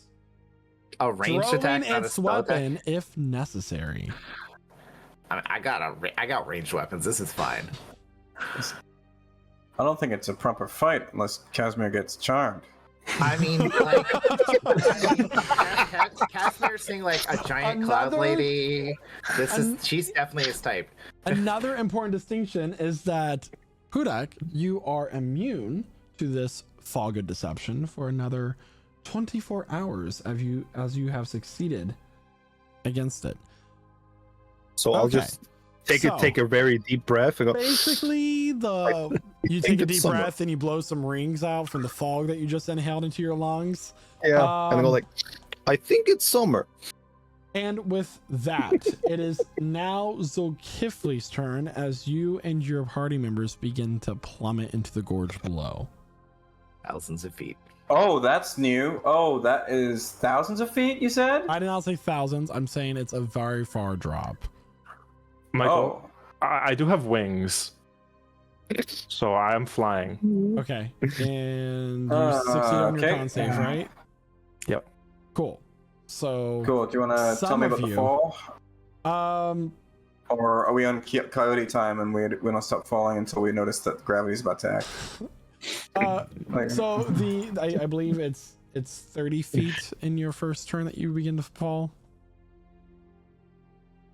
I think you fall a full 500 feet.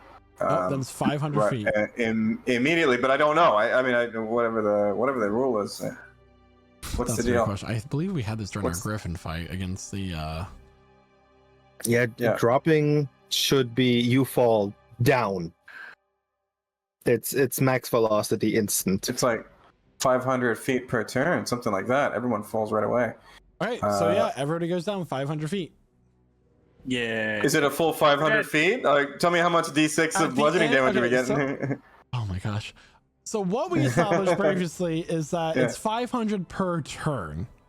Yeah, so how far are we falling? You Or are, are we... by the end of your turn, you'll be down 500 feet. So we'll say at this Oh, we're moment, still falling. Oh my god. Okay, that's okay. Good to know. you have not hit the Okay. ground yet. Okay. But- Okay. But you're hasted, you're falling faster. D&D does not have to be this difficult, guys. Actually, it doesn't have to be difficult. It's true. We just need a really clear communicator. So what we're gonna do is, I can't do really much of anything, except what I can do is take out my handy grappling hook and try to throw it over to grab a rock and then grab the nearest person. That's what I can do. Okay, so your choice is Tora. Tora's the nearest person to you. Go ahead and make a dexterity check. Sure. Does it matter that I'm unconscious? Dexterity Does that change check. anything? It doesn't matter that you're unconscious. Okay. He's falling right next to you, within reach, technically. That's a 15 dexterity check. 15, If I have my okay. proficiency bonus, it's a So- 20, but a 15. As Zokifli begins to fall the 500 feet, he takes out the grappling hook very quickly, throws at a rock.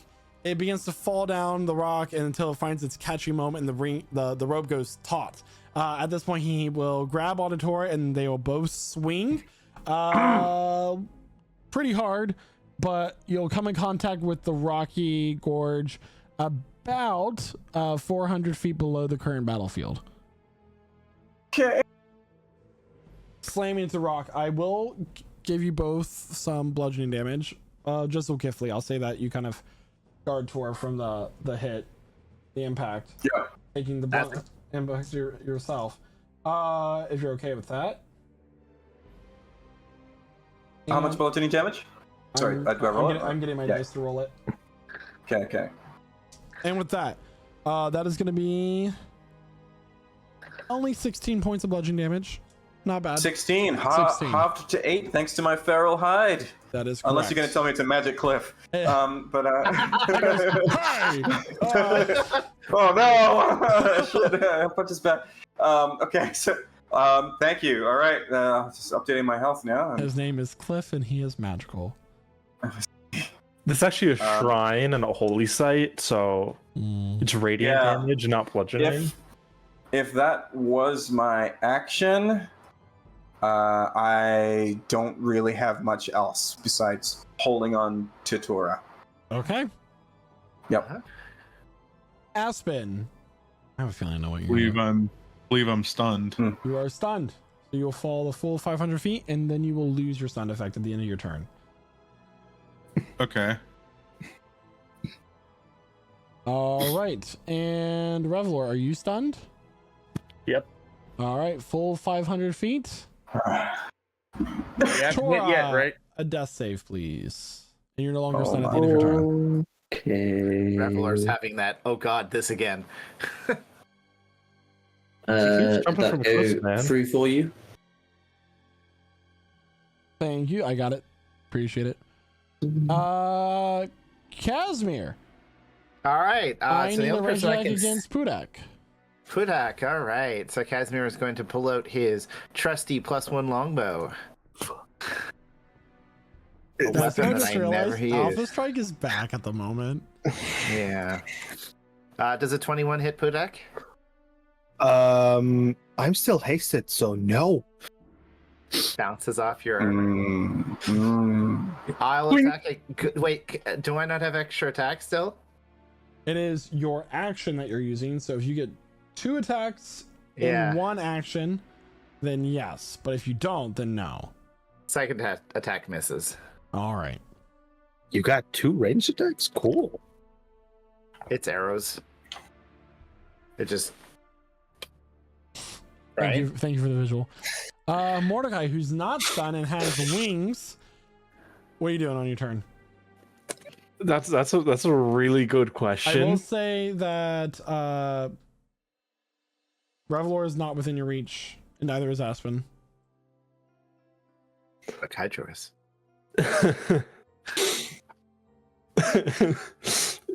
Yeah, he is. Okay. I'm going to Vortex Warp both Pudak and Kydro. Pudak? And Vortex Warp Twin Spell. Vortex Warp. Pudak? Pudak? And yeah. Okay. Pudak. Well, because I don't have range on anyone else. How's it playing? Pudak's on the ground. What do you mean? Yeah, but everyone else aside from Kydro is 500 feet beneath me. I don't have 500 feet worth of range you on have this. the twin spell. You'll see where this is headed. Okay, I mean, it's your turn. You do, All what, right. you do what you're. I'm just making sure you said the You right do name. you, boo boo. Yeah, and I'll forward text for Kydro and Pudak, both right on the edge of the cliff, next to it, and next to Gee. Oh God, thank you. I want to hit better things. Excellent. Give you more time. Yeah. I have the feeling I want to punch Casimir again. Casimir is no longer charmed at the end of his turn. Oh, Yeah. So Pudak's right there, and Kydro's like the one above it. Or I can't move your tokens, so. here? Oh, one more over. Assuming that's around there. I also can't move my token. Kydro can't move his own token. You and me are on same terms right now, man. Michael, so put Kydro right above Pudak, if possible. Put him on Pudak's shoulders, actually. Done. Ultimate. And if Pudak wants to, he can use his reaction to make an attack against the creature. I was just about to ask that. Is it in reach of me or still higher up? It is right at the level of the ground. I never said it flew up. So Cool. Then, yeah, I'm smacking it. by the way, these And- aren't like lingering effects. The fog and the thing, it just happens and then goes away. By the way. Oh my. Swan Sons. I guess I'm just gonna fly back over the cliff. 32, please. 32 points of damage. Yes.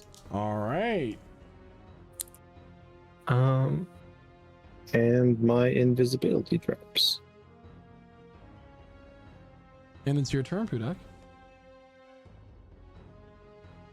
Kydro's on deck. What is your current health pool at, Kydro? So I was actually going to ask about that, right? So when we all get vacuumed in, we took 51 thunder damage, right? Correct. 52, I believe. 52. Yeah. Okay. I didn't want to interrupt, but definitely absorbing elements on that. Okay, that's fine. Just a half that. So that's 2 halved down to 26. Psychiatrist at 14 hit points. Thank you. Pudak, what are you doing on your turn? I'm just stabbing it. 1, 2, 3, 4. Is that attacking a natural 1?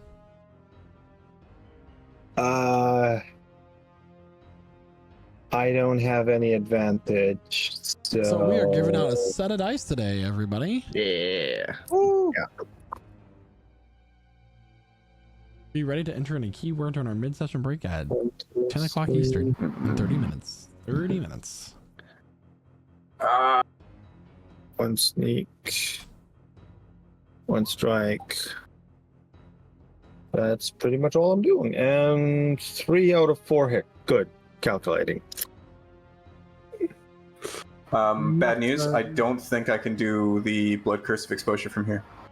That's okay. I'm having all of the Okay. fire stuff. Yeah. The really cool thing about As it- haste is that you have to climb and you have double your movement, which would just make it your normal movement. So Cool. 500 feet. Get right on that while carrying someone with one arm. Seems reasonable. That is 62 points of damage. 62 points of damage total. Got it. And please do me a wisdom saving throw again. Wisdom saving throw. did you use your hasted attack? I'm gonna use my legendary resistance. One of them. Okay, cool. So I burned one of those. Yes. Yeah. I only get one extra attack, so All right.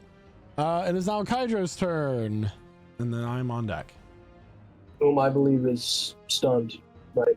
Yes, so you're no longer stunned now. And it is now my turn, so Kifley's on deck. So, this creature is going to focus its attention on the 3 people right next to us. It turns around this massive form, now focusing on the 3 of you. It is going to do, as it raises his hand, this morning star made of clouds and wind, and it's going to slam down onto Casimir. Mm-hmm. Sure. 25 to hit. Yeah, but shield. So no. So no. this morning star comes slamming down, and then Casimir springs up this force of arcane energy that just deflects it off. His AC just jumped to 28. Wow. And now it's going to do its 2 slam attacks. The first one, let's do on Kydro. Oh no. And I'm taking the opportunity attack. You're what? Why? Sentinel, you smacked someone next to me. That's right. Sentinel. Okay, go ahead. Yeah. Oh, not 20. 20. Oh. Wait, where's my smite? Paladin Let me crit check. smite. I think I have one last. Yeah, I have one last big slot. Here we go. Crit on the sneak attack as well. If my a double God. that sneak attack and double Good hack that. loves his big slots. Is this the strongest reaction known to man? Might be. Then I like big slots, and I cannot lie. plus. I prefer 9 slots, but That's 86. 86 points of damage. Golly! And the side effect of Sentinel is just that its movement speed becomes 0, correct? He still gets to go through with its attack? Only if it's an opportunity attack. This is something else. This is a reaction to defend a friend using the Sentinel feat. Okay. Yeah. But I still get to make my attack, is what I'm... Yeah. I'm not stopping the attacks. Cool. All right, Kydro, that is going to be a 27 to hit. Is that a 27 to Kydro or a 27 to displaced Kydro? That's I did roll twice, so that is a 27 to displace Kydro. I mean, Well, these shit. are Kydro, not, you know. Yeah. Silvery barbs.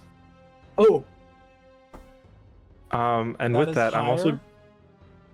Oh, with that, I'm going to give Kydro the advantage and let him make an attack.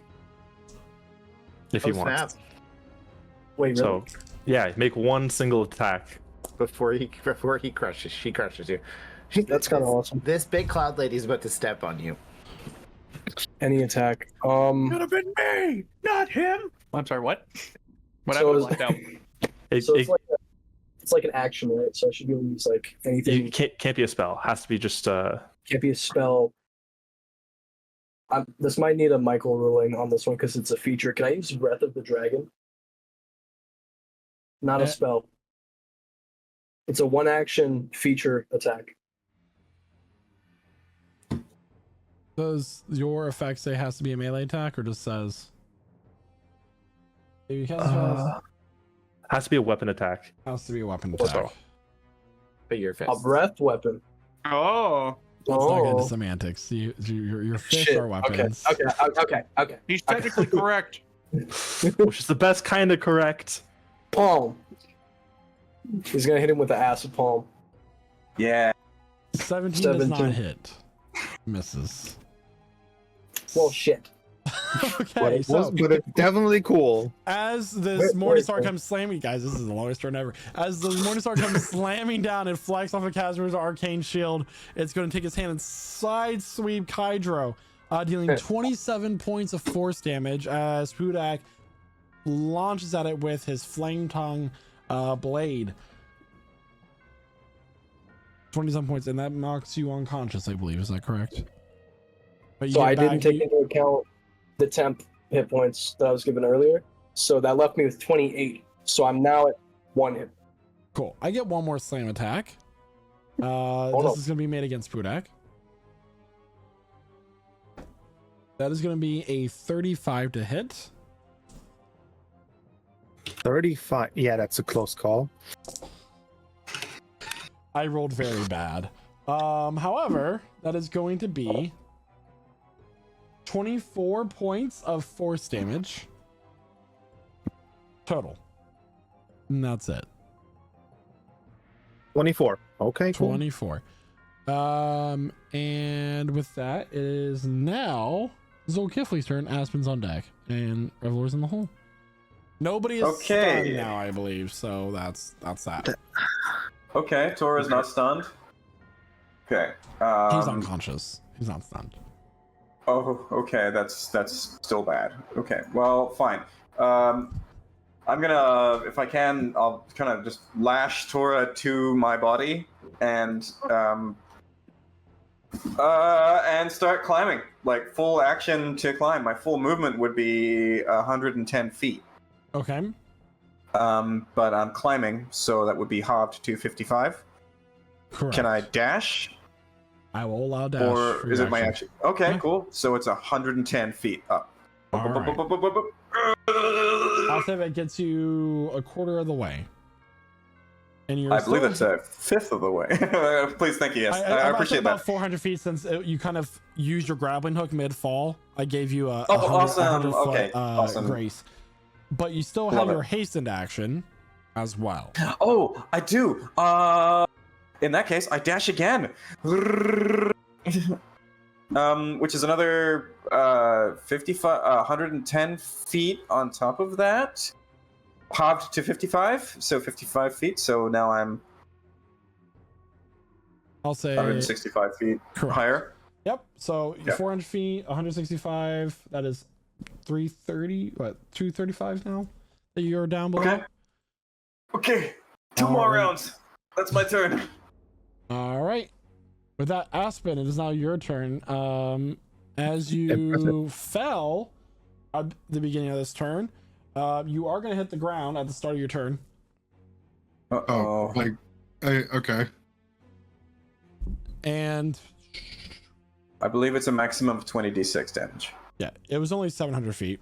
So, My God. Only. Man, 20d6. Right? Am I doing that right? It's a maximum of 20d6. Yeah, correct. that's when you reach terminal velocity. 4 points of damage. Okay, Aspen is down. Oh no. Aspen hits the ground 700 feet below, falling through the trees, and smacks the ground. Does it matter that he fell in the water? He's gonna drown. Even I at feel the like that's height, worse. it's basically like hitting concrete. Yeah. At that How height. it's a backflop? Does it reduce the No, honestly. It's like those guys that belly flop from really high up in like a foot deep of water. Still sucks, yeah, for sure. Okay, so that just I hit the ground before I'm able to do any actions or anything. Yeah, Okay. the fall starts at the start of your turn.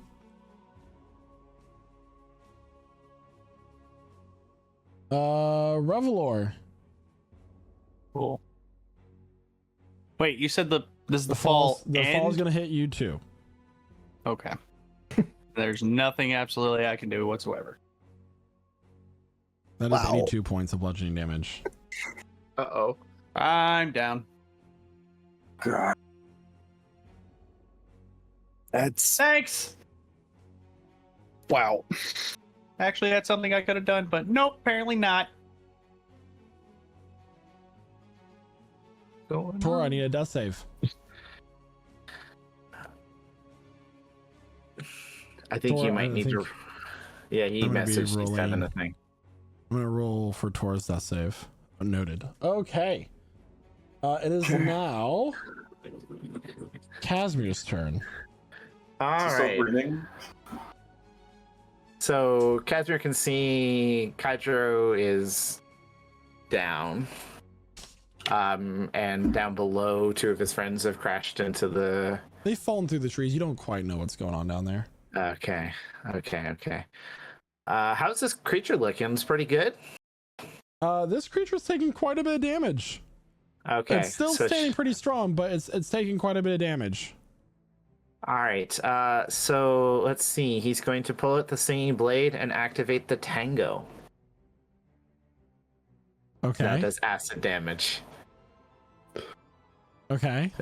So yeah, you can hear a nice poppy tango starts to play as the musical energy radiates through the singing sword. The first time he's done anything outside of the radiant damage, he's going to go at it with a couple attacks. He will fly a little bit closer to get the hit, and so 25 hits. 25 will hit. Okay. So that is the base damage of that is 15 piercing, and then I've got to roll the 2d6 acid damage plus an extra 2. So its base is 17 right now, plus 9. So the first hit is 26 damage. So 26 damage, only 9 of it's acid. I don't know why I'm thinking that way. Okay. It takes the full acid damage. Yeah. All right. Gonna go for the second attack. It's a 24 to hit. I know. Oh, 24 sorry. will hit. So yeah, same base piercing damage. It's a 17 base, plus 8 acid damage. So 23 totals. It's 17 plus 8. There's an extra plus 2. Okay. because of a 17 feature, plus yeah. 8, so 25. 25, yeah. Just one more damage, one less damage than last time. So 20, Okay. 25. So yeah, bonus action and all of that. So yeah, and you guys continue to hear this like poppy tango coming, emanating from the sword. And Casimir's motions are like moving like a little bit more sharply and elegantly, like he's doing a tango, because I'm having fun with it. That's my turn. All right. With that, it is now Mordecai's turn. Pudak is on deck. Disintegrate at the 8th level. You need a deck save? Ooh. Yes. Dex save. It's not really that much. Oh yeah, it is. My deck save is going to be a 19. That's a failure. Oh. It takes 77 points of force 103 points of force 103 damage. points of force damage. This creature's starting to look hurt with that disintegrate. It's starting to look pretty hurt. Not like on the brink of death, but hurt. Well below half. And then I'm gonna go invisible. and run away. That's it. All right. Good choice. Don't lose haste. Pudak. It is your Yeah, turn I'm with, doing- Kydro on deck. Doing all the attacks again. Okay, here we go. 1, 2, 3, 4. They all seem to hit. Sneak attack. They Are get you doing your smite on any of this? using the strike of giant thing too. And yes, I'm using the rest of my smites. So that's 1, 2, 3. While he's doing math, everybody, don't forget that we are sponsored by Rogue Energy. Go to Rogue Energy and use the code Prestige at checkout for a discount. Oh, so low calories. It can be used as a pre-workout for more gaming fuel and more. More? I love Rogue Energy. To stay awake, so the nightmares don't come. So that the sleep paralysis demon doesn't get you. Sleep paralysis is terrifying, by the way. For those of you who've not experienced it, you don't want to. It's the worst thing ever. I make a joke, but yeah. So that looks like 120 points of damage. I'd say it's 119, but okay. I'll give you the You might be extra. right. I'll give the extra one. I'll Oh, this creature's hurt. This creature's so hurt right now. Whoa. But it is going to get its turn before anybody else is going to be able to do damage against it. Except for the loathsome Kydro, of course. Because he stabilized immediately upon going down. He is, but he's still at 0 HP. He's at 1 HP. Okay, 1. Oh. Yeah. All right. Yeah, Anything else for turn, everyone? 27. That's all I could do. I'm done. Is that it? Hydro, as you Oh, come sorry, back, yeah. 1 20 HP. 20 damage. God damn. Hydro, I prepared it. Now finish. All right. You guys see Kydro heaving, breathing very heavily. He's very hurt, bleeding out of every orifice he's got. But the Every attacks aren't orifice? going to let up everywhere. Even the butt. But, all right. So he channels his key, and you see him start throwing out palm strikes with an acid combination. He's putting everything he's got into this. Could you imagine if I was enough of a jerk to Silvery Barbsy right now? Could you imagine? Just for fun. No advantage whatsoever, just wanted to. 3 of those Yeah. will hit. So 3 of those will hit. So upon the first strike landing, key is going to enter this creature. I'm going to do a con save. A stunning strike for a stunning 19. cloud lady. 19 saves. And on the second strike, more key is going to enter this creature. I'm going to need another con save. That will be a 30. Silvery Barbs. Oh, 27. that might Okay. save. Wouldn't you believe it? On this third attack, Monks, man. another con save. And advantage has to go to Pudak because 16, but if that fails, I'm going to use my legendary resistance.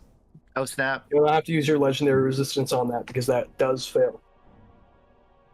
Wait, it, Mhm. it does fail? All right, It does fail. I'm gonna use my Yeah, it's a legendary decent. resistance. We burnt the legendary resistance. That's good, chat. Mhm. And in the process, right now. and in the process, we dealt 32 acid damage. 32 points of acid damage. All right, it's still up. End turn. So it is close. now the Primordial's turn, as it's going to make its Cloud Morningstar attack first. It's gonna look down at Pudak. This puny man, He's a big does it man. start? hurting it Why does it greatly start with me? with his Cloud Morningstar, and it's going to slam down, hitting with a 26. Does that hit? Yeah, you? that does hit. All right. Evil I got it. I got plus 23. I got 23 right now. It's close, but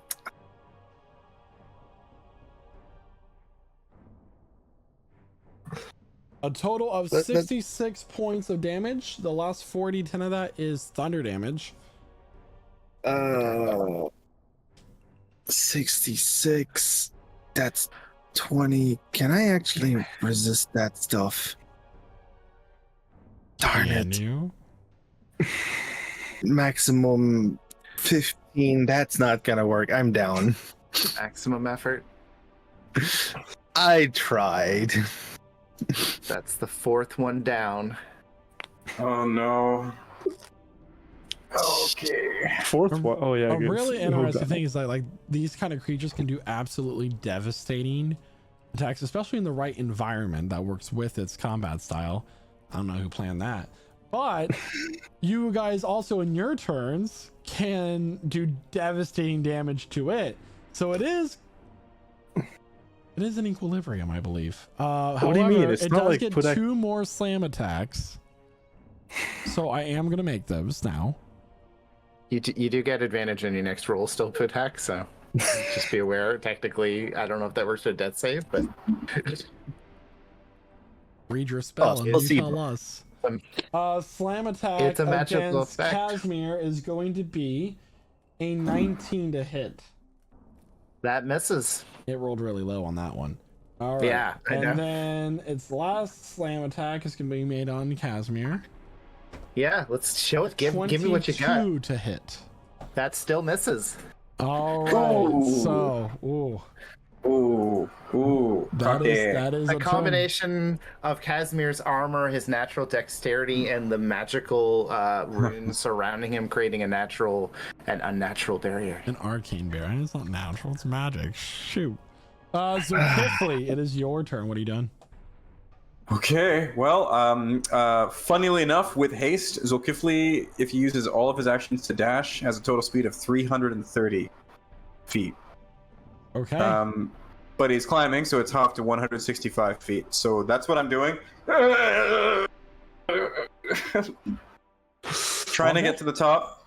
And I might take a glance below and see, to my horror, that my two friends didn't make it, including my druid.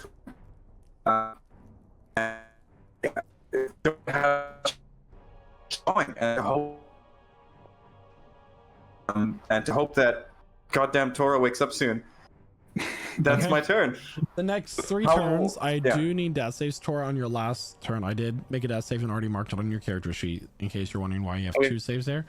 Sorry, 2 marks, not necessarily Yeah. saves.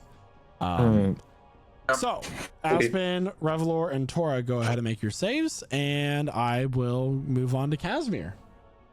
Oh, it's my turn again. Yeah, so Casimir, not being aware that 2 of his friends are down, is just going to go back for what he did last time. So we're going to go in with 2 more strikes with the legendary singing blade. So he misses. That will miss. And That just at 20. hits. Just hits. Come on.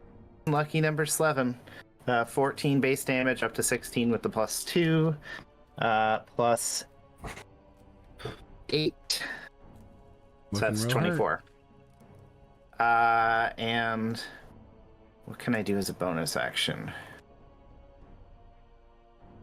Crying As a is a bonus free action. action, by the way, everybody. As a bonus action, yeah, he'll kind of, look over at Pudak and go like, "Hey, Pudak, get up." Pudak, that's my turn. That's all you did? It's like, that just reminded me of the Rick and Morty episode where like you can't die and the force field goes down and the kid's like looking at his sister. Yeah, there's nothing. There's literally. For next on deck. I'm gonna move 10 feet forward and then cast Mass Cure Wounds, which means that why am I blanking on names? Kydro, Pudak, Casimir, and me all receive 22 healing. Oh, juicy healing. Are Azul and they're not up We're What no, is- we're 70 it's feet down. 60 feet, Yeah. so they're They're so. We're 70 feet down the cliff so far. Okay. And then Yeah. with that, when Pudak pops back up, he can then use his reaction, should he choose, to make an attack against the creature. And this is your first attack, so you're now rolling at an advantage. and you also get your sneak attack. So Yeah. So there we go. Wake up. Stop.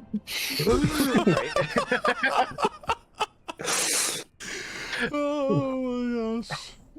I Turns will out that say- force I field will is say real. It is a straight roll though, but that it still hits regardless because you are prone. You don't get your movement speed before you get up, but but that saved you from a natural 1 on the disadvantage. So good on that advantage there. What is the total? 29. 29? We have, right? So fire half, 7 half is 3. Wow. How do you want to do this with 28 HP No, left? seriously? Oh my Jeez, man. Well, she Whoa. smacks me. I go down. I suddenly wake up again with a little bit of invigorment, going, "Hey, I got 1 last slash in me." Yeah, and probably somewhere leg direction because height, size, and stuff. So So I get artery. This creature still laughing with this almost like madness that is reflects the nature of its storms. Turns its focus towards this caster that's casting the healing, and just as it takes its focus off of Pudak takes his scimitar and slashes at it.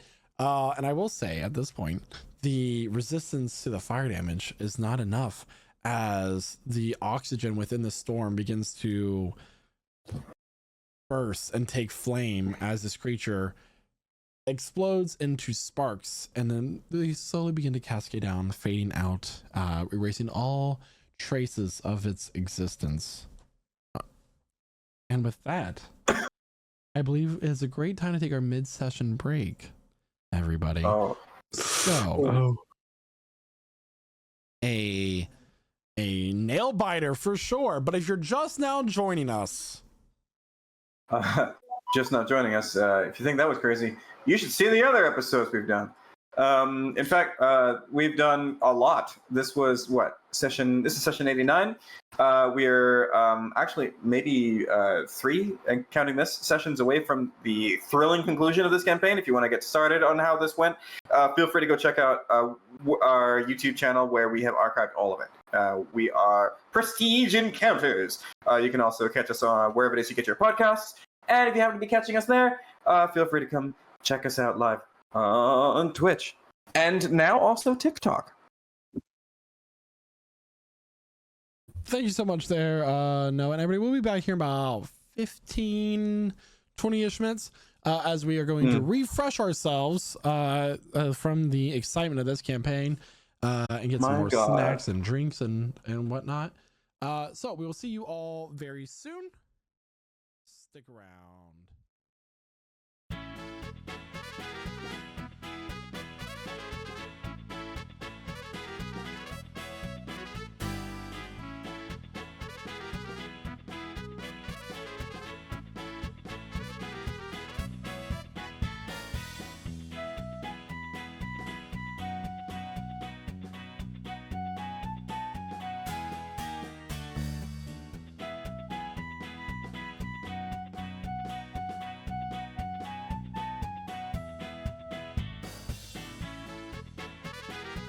And you do notice Aspen just on the banks of the river, as the water kind of is not pulling him away, but he's partially in the river.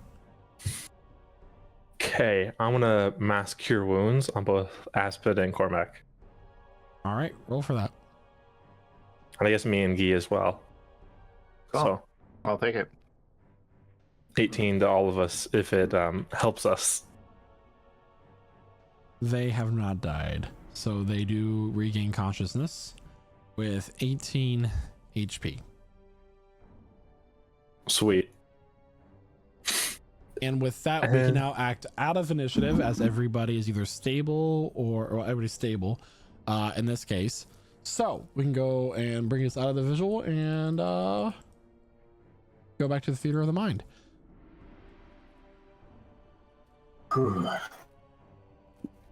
I will touch Tor. No, not that touching.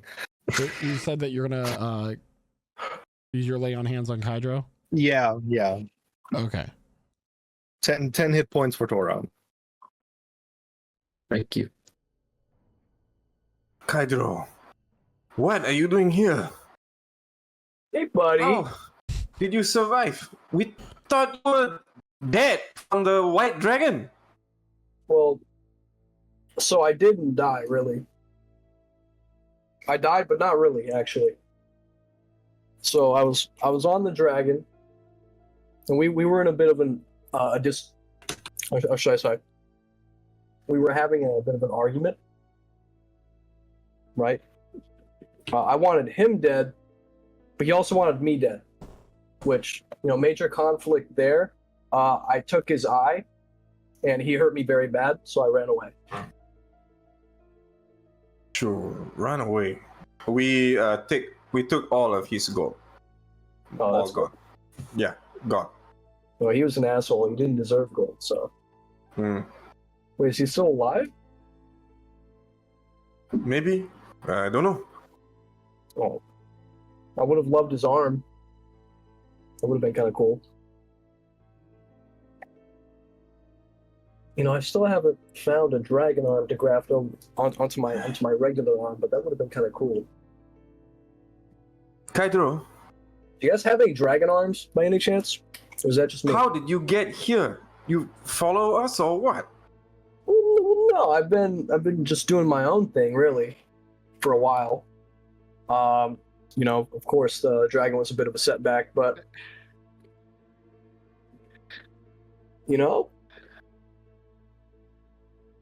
and You were ashamed.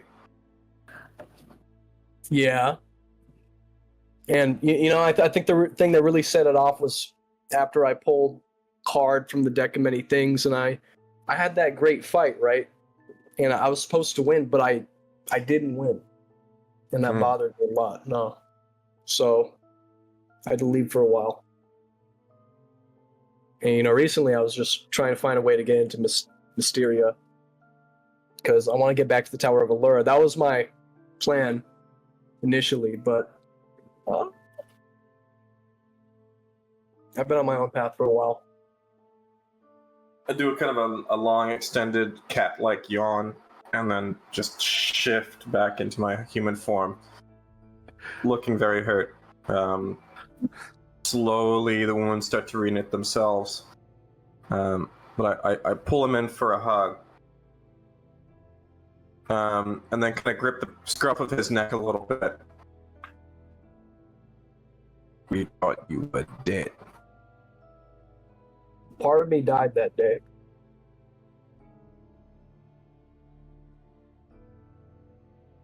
And then just sort of pressing forehead against forehead. Good to see you. It's good to see you too.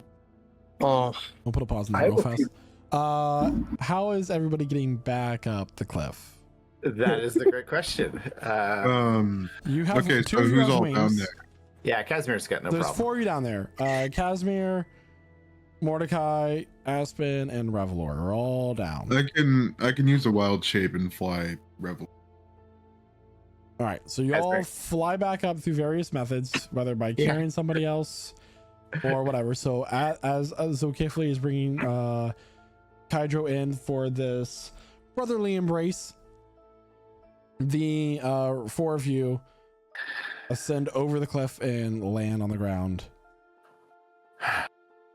It's a big thing to point out for Kaidro is that the Fearbolg who was here when you left is the opposite one. It's not Astra anymore, it's Aspen again. That's pretty fucked up, buddy. What happened there? You were dead.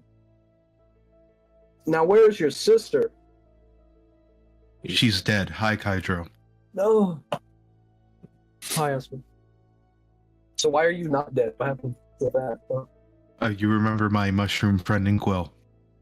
I love Inkwell, yeah. Yeah, I am Inkwell. And How? Aspen. Okay. I'll accept that answer. Yeah, it's surprisingly complicated. We thought It's also No? you're Very alive, simple. yeah. As this goes on, Mordecai's gonna drop concentration on haste.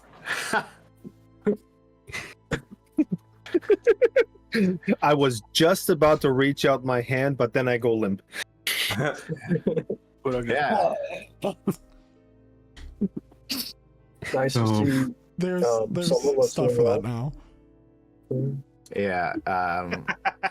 Go on. Kaidro, I kind of assumed you'd been eaten by the dragon. I mean, you wanted to become one with the dragon, so I figured it was like the fastest way. No. It would have been faster, but it wouldn't have been great. Because then the dragon probably would have absorbed my nutrients. I figured you would just keep coming up like every 6 seconds, like you have the ability to do with that magical item. Oh, it's not very good when I can't breathe, Oh, so I would probably not come back.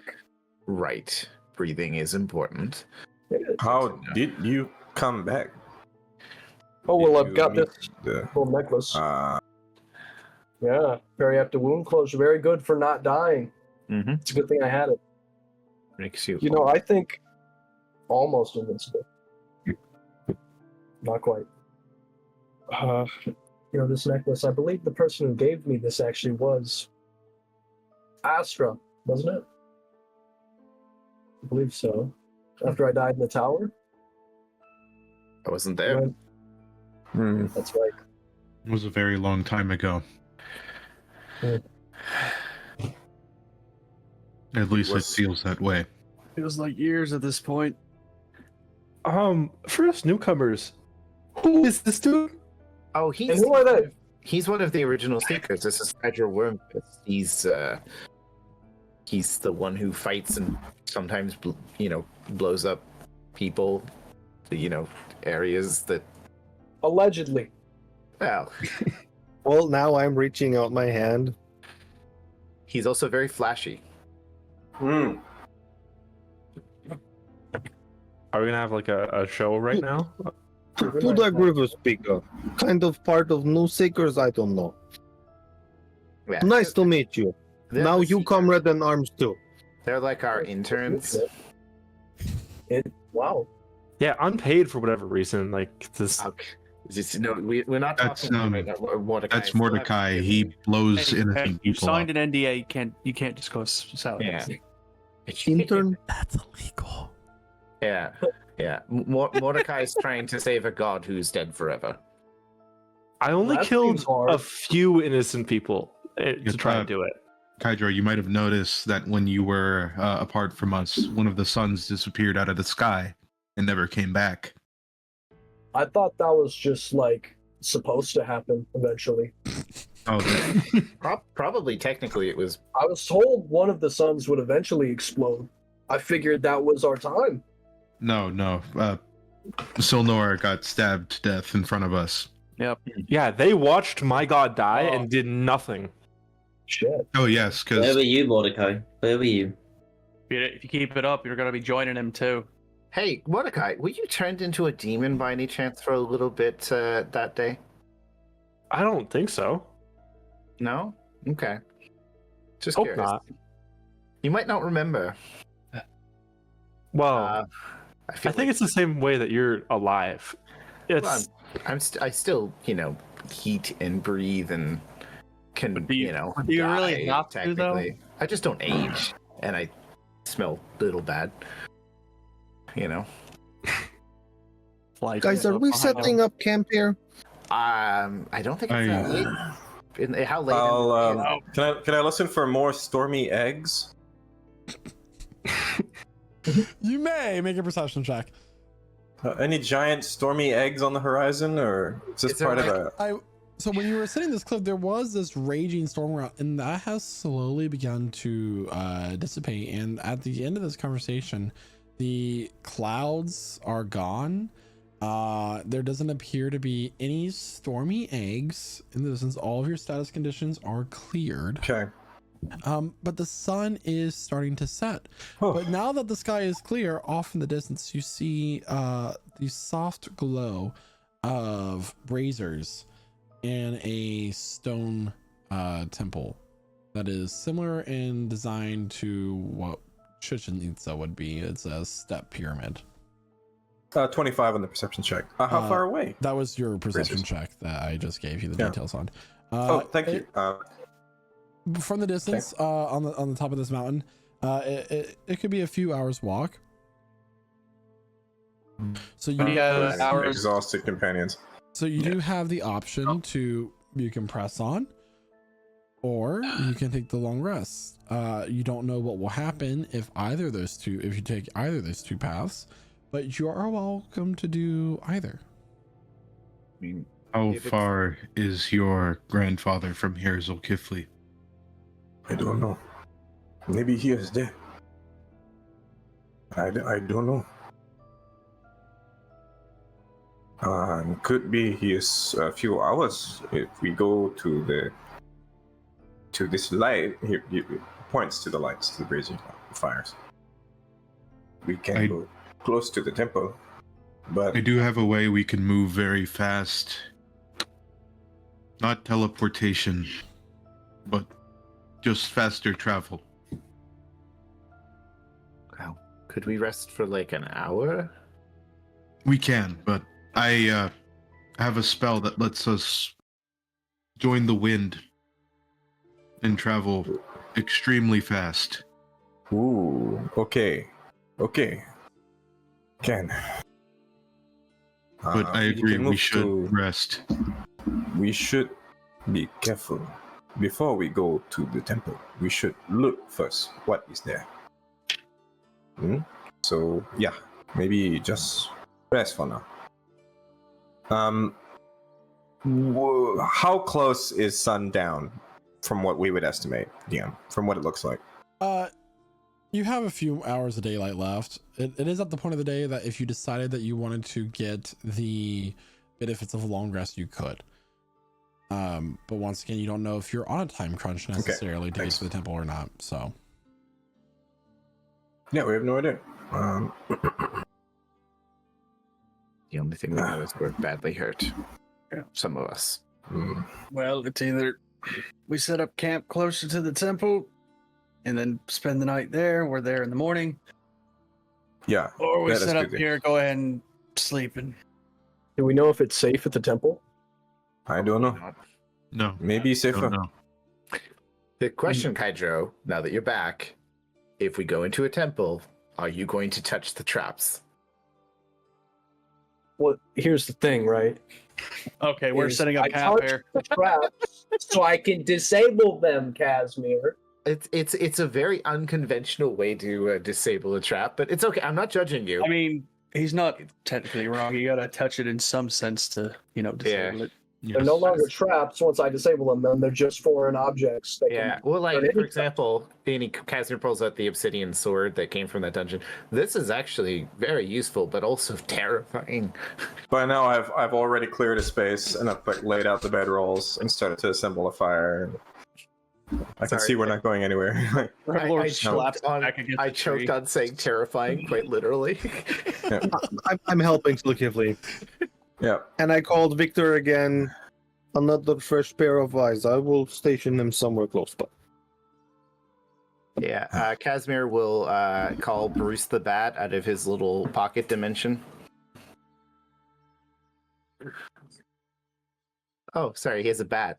We never talk about it. It happened the thing once. Yeah, what happened? And, it just he shuffled him away. I mean, you never see the bat until he's ready to be seen. Poor bat. He's lurking in the shadows always. okay, so Mordecai's he has gonna- preparation. Got it. Mordecai's gonna go over to his bedroll or to the corner and just subtly pray to Kresna. Just sort of recapping the day's events and asking for more guidance. Okay. So are we summoning our little companions to watch us while we sleep? No, I think they'll just help us with watches, but we should set watches. We're in the middle of a jungle, and there's horrifying creatures here, I presume. Should I summon mine?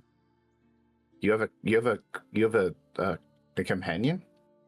Yes, I created her.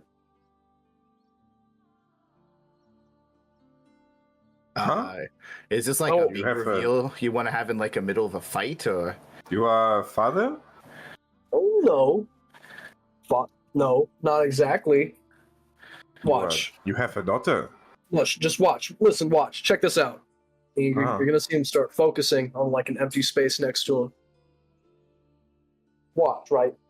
Pedro, this is an imaginary friend. No. Listen. So 120 lightning bolts to the head.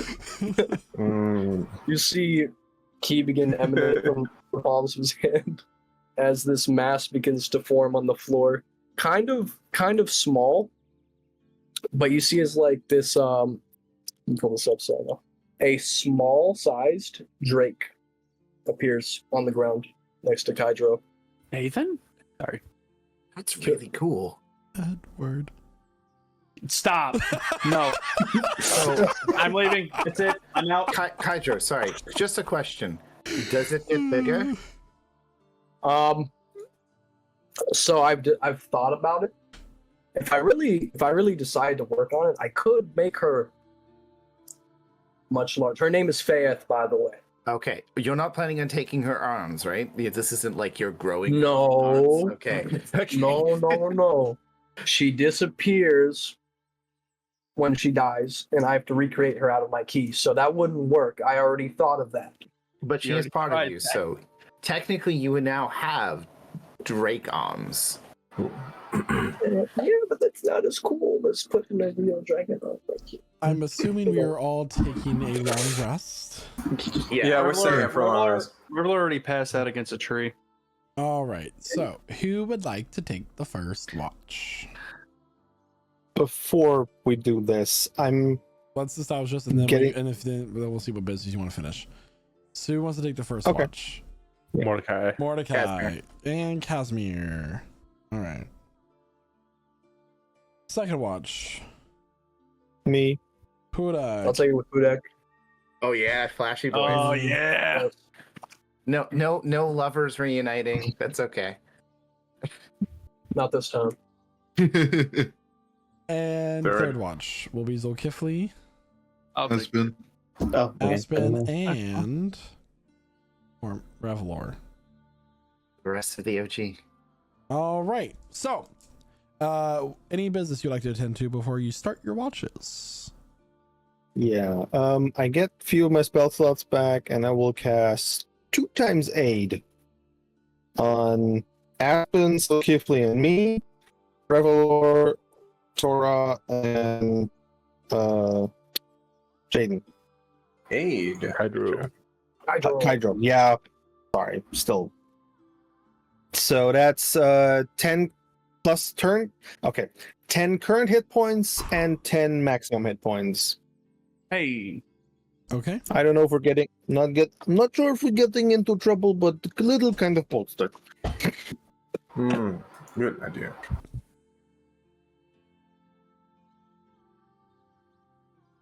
So plus 10 to current hit points, and then also plus 10 to maximum. That's what you said? Yeah. Nice. Okay. So Okay. Wow. at least a little bit. As the sun begins to go down, the sound of the jungle, the insects and tree frogs begin to come to a dull roar. Very loud, actually. Forests and jungles are quite active at night in terms of sound. And we're going to start our watch with Mordecai and Casimir. Casimir's going to look over to Mordecai because I assume he heard him praying to Kresna. Mordecai's just gonna keep praying. Mordecai, you pray to Kresna. I pray to who will listen. You know, I promised to serve her.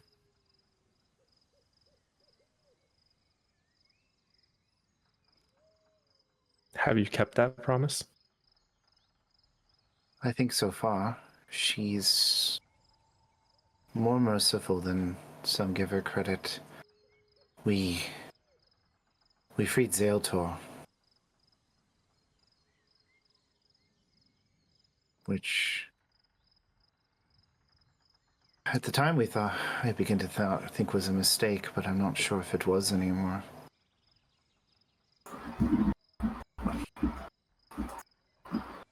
When I talk about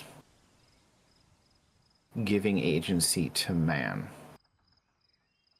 to the mortal species, I don't judge the gods that have been stewards of the people. They can be selfish and petty like we are. I think there are still, despite their original sin, some good in some of them. Then Why are you trying to get rid of all of them? I'm not trying to get rid of the gods. I'm just suggesting that it might be time for them to let mortals control our own destiny. Do we not already have that control? Not when they can walk the mortal plane and do what they can do. Some of the gods aren't as judicious with their actions as others. Look at Atagora. Yeah, but look what we can do. For now. We've watched gods die. I hear wolves. We've... Mordecai. Do you... That which can die may not actually be a god. They're just a higher being. Is that not exactly what a god is? Well, then that means that I'm a god to an ant. If you keep an ant farm, yes, you are. You provide it food, water, shelter. What more to godhood is there? And I'm guilty of being a terrible man and making poor decisions because it suited my own interests. I'm trying to be better. You need to keep an open mind because the decision we may have to make might go against what you believe now. And I'm just saying, watch your own hypocrisy. You claim to want to give this freedom to man, but that'll just put man in the power the gods are in now. Does that truly benefit everyone? Or only man? I would say the war of the gods that is happening right now, the manipulation that's happening with gods walking the mortal plane, has killed many innocents. And have people not done the same? People are the tools. You can't believe that every person's action is solely based on a god. No, you can't believe that. Nor do I believe that. But I think it's time that we give people a chance to see if they can make.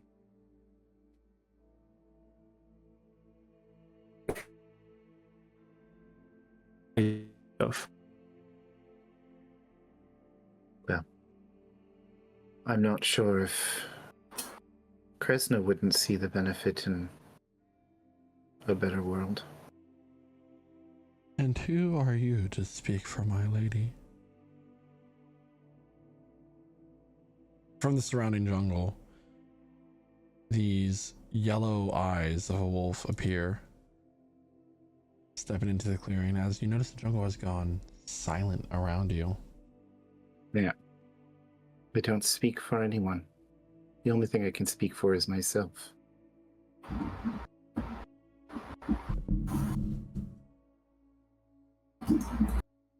And what choice will you make?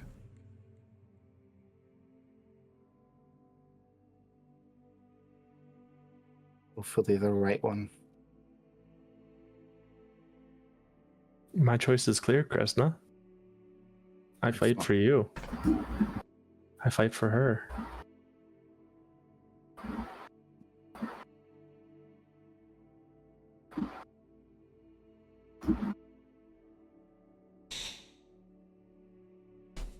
My lady has expressed concern, and she has entrusted you all so, it seems like so long ago, with this task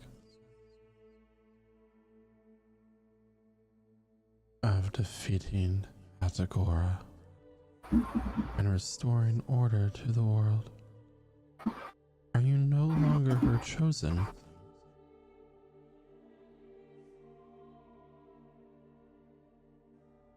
I plan to do that. Restore it to the way it should be.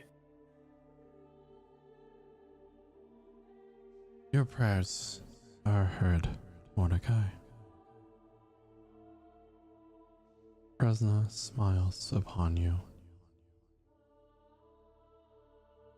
Mordecai will drop to all fours and bow to this wolf.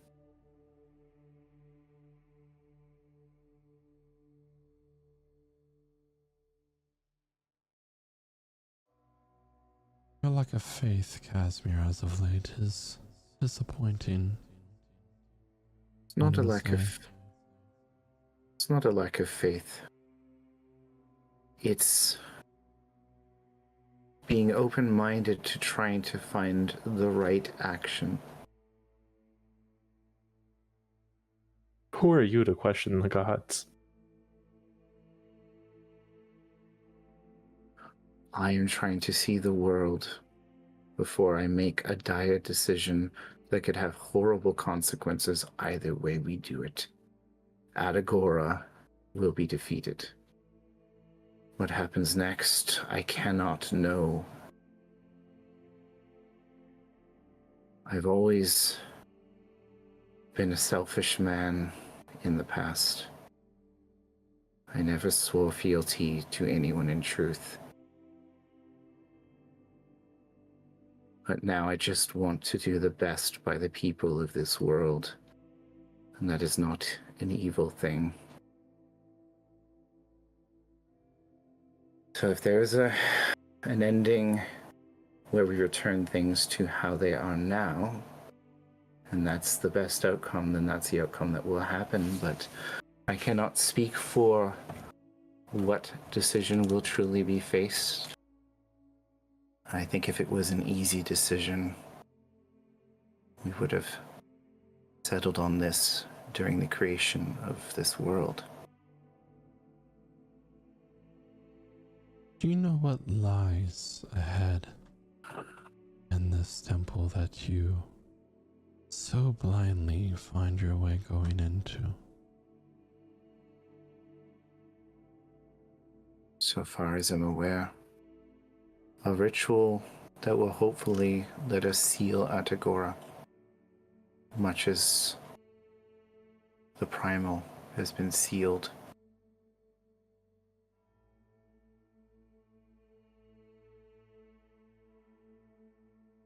Do you know the cost of such a ritual? I assume the cost is dire. There's another object of interest within the temple. Mordecai, you will find this for us, for we may not enter, and deliver it to Lady Kresna at the tower.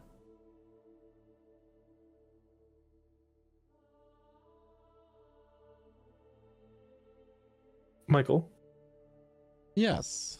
is this wolf really speaking on behalf of Kresna?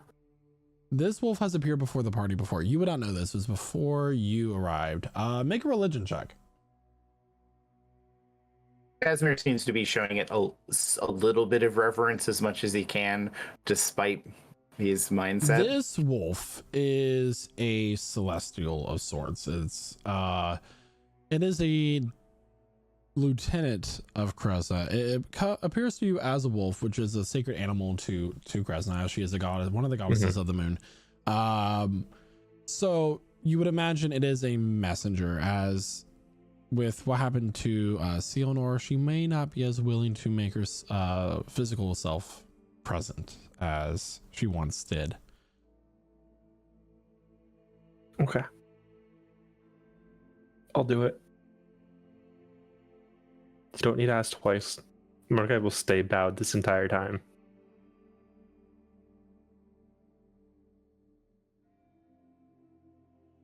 Very good. I leave you, seekers, with a warning. Fall but a hair at a step, and the full force of the Pantheon will fall upon you.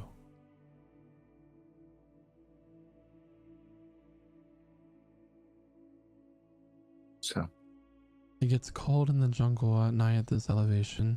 I suggest you stay warm.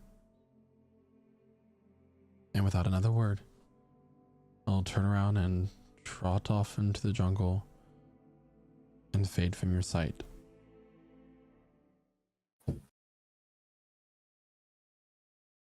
You disrespect the gods, Casimir. You disrespect yourself. And with that, it's time to wake up the next watch. Yeah. This is probably the most tense you've seen two people coming off a watch. Pudak and Kydro. Yeah. What was the wolf's name, by the way? I don't I'm think so it gave glad us a you asked name. that question. Because we've heard it before. Casimir's heard it before. I don't know if it's been said. Let me check my notes. The wolf didn't give us a name this time. He just said he's a messenger of Kresna. Loyabo, the first general of Kresna, I Is think that- was the. It was something like Loyabo, first general of Kresna. How'd you spell it? The way I spelled it was Loibo. Might be That's right. misspelled. I took, yeah, that is correct because I took it from the Spanish word for wolf. I remember that now. Loibo. Yep. Loibo. So you wake us up looking grumpy? No, they look like they're at odds. Wow. Casimir's hand is actually resting on the singing sword. You know A when a little bit. couple like was clearly off in another room having a very like private argument and they come back and you just like feel that there's like tension between them? That's basically what you're detecting right now without them saying as they wake you up, the both of you. Well, good morning, good evening. Did Good you night. two fight again? No, we were just visited by a messenger of Kresna. A god that Casimir refuses to listen to. I'm You listening. did fight again. Could you Like please always? stop that? So, before we go to rest, the Kresna's general, the wolf Loebo, which I'm mispronouncing, I'm sure, warned us not to step too far out of line or face the wrath of the entire pantheon. We also have been tasked with receiving an object from within the temple. Mordecai has been tasked specifically, and giving it to Kresna. We know not what it is. Great. Extra tasks. Yeah, just, keep an open mind. To what? What? We're still finding temple to get away with Sulna. That's the whole point Yeah. of this. So Yeah, it's fine. Kydro, keep an eye on the bag of holdings. If anything happens, let it wake us up. What, like some sort of bag of holding monster related incident? Yeah, just in case, you Okay. can't tell. Okay. I'll keep an eye out. There's nothing in the bagel holding to be worried about. Yeah. Sometimes. Casimir sets his sleeping roll as far away from Mordecai as possible. But he is facing him. And he's watching until he falls asleep. You just want to watch me sleep. What a creep. So, follow-up question on that. Do we keep all of our bag of holdings together while we sleep? Well, Zul's the only one with actual bagel holdings in the party, I believe. So Oh, Lord. Yeah. Okay. All right. Well, good night, Casimir. Good night, sweet prince. All right, and Kydra is going to he's gonna go sit down, and he's gonna take a glance at Pudak. yeah, Pudak. You royal too? Royalty? He just called you sweet prince. I was just making sure. Well, in some lands, I'm known as a noble named Spiff Lavishhand, so in a way, yes. But not particularly, no. I actually came Yeah. off the streets as an urchin.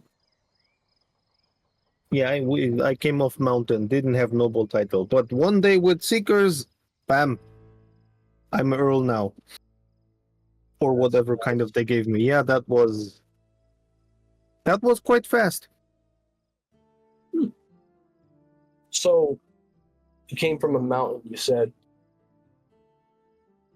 Well, yeah, I'm Goliath. Oh, yeah. So I've never met a Goliath, so I have no clue what that means in terms of that. we have kind of giant ancestry somewhere in between. That's neat. And you did travel with rest of the group for kind of long time, not long time, and then got lost by dragon eating? Yes. That happened. Seems That did legit. happen. I have a question. Do you consider yourself very truthful as a person? I'm like, duh. Ah. All right, here. Because So, only good truthful duels work that way. You do not cheat. you know, that is a very noble way of thinking. Kaijo's going to pull out the journal. On the front cover of the journal, some text on it. It reads out Diracog. Reads out Diracog trading log. So this is a book I got a long time ago. I've been repurposing it. Every time I meet someone or fight something, I like to sort of take notes just for the future. Right? You're gonna see Kaijo reach into his bag folding. He's gonna grip something and pull it out. He's gonna open up his hand and show you a small mound of dust. Right? If you consider yourself truthful, then this should do nothing at all. And he's gonna blow this dust into your face. So, I believe there's no save for this, but For what reason? this is truth-telling powder. Why would you give me that? I already said I'm truthful. Well, now you definitely are truthful. Gotta use the truth-telling powder, man. This is a callback. You got some weird hobbies, my friend. Well, here's the thing, right? Now, I believe that you're truthful, and I myself am a very deceptive person. You know, I've cheated and stolen and lied like a lot, like so much. Like the amount that you're thinking of right now it's way more than that, like astronomically more than that. With that being said, though, since you can only tell me the truth, he's gonna hold up the journal, dip his quill in ink, pen to paper. What are your weaknesses, resistances, and immunities? Just for future reference. I don't want to get betrayed later. This is very helpful. You serious with that? I'm skeptical. Oh, you skeptical. Yeah. I said I'm truthful, but do I have to answer? It's similar to the zone of truth. Like you could just refuse to answer, or if you do speak, it has to be a truthful answer. I know we are cornered in arms, so I will give you information you need to save my ass if something comes up. Of course. So Like- I'm like your resistances. I'm quite good with cold. I'm quite good with heat. I usually do not take any DC, so my last sneeze was like at least 7 years ago. And yeah, being frightened, that is something that does not happen anymore.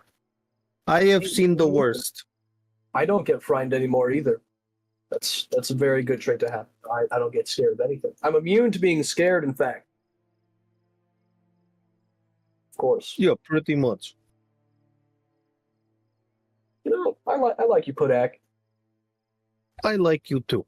And if we have good space and are at proper health, I would like to wish for proper duel with you, just for the funs. You know, I would Your like fighting Pudak. style is definitely creative.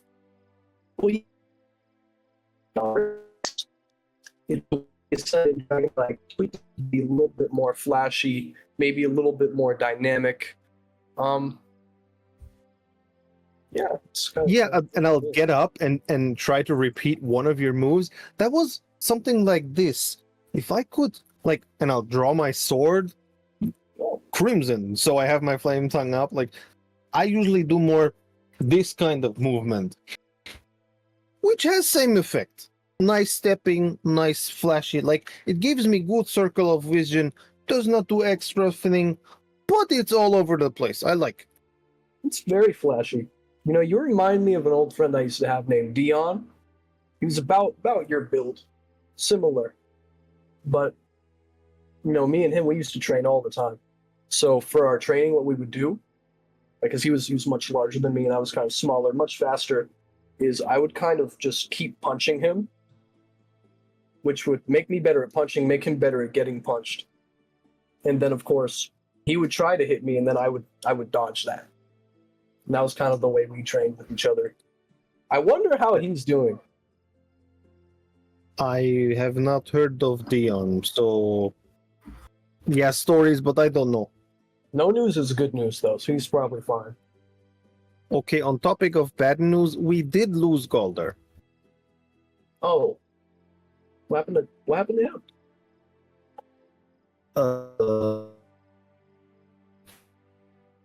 We did mess up.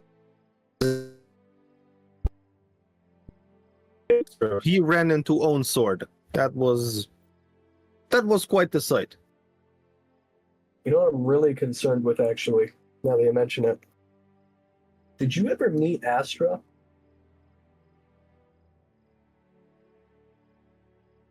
Mm, Putak saw an image of Astra in the like alternate timeline thing, which I think we remarked was Astra, but that's it. right, there we go. Kind of, but not really. There was this weird. I saw her for like 10 minutes.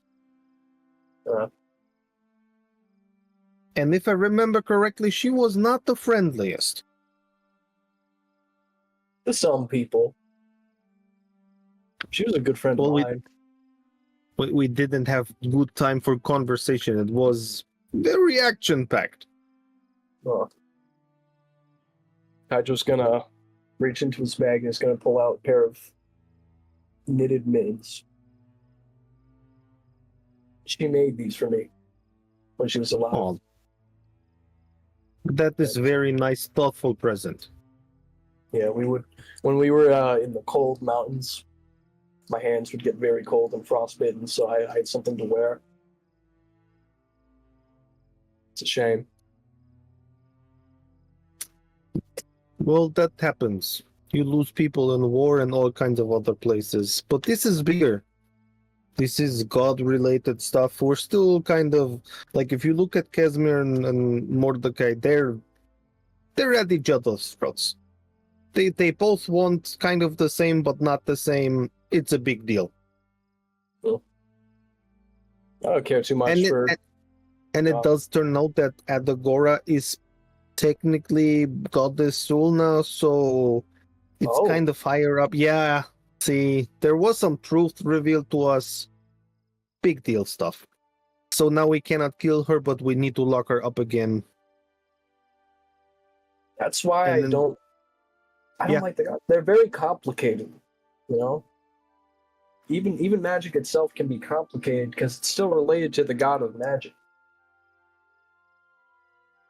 Yeah, that's the other point.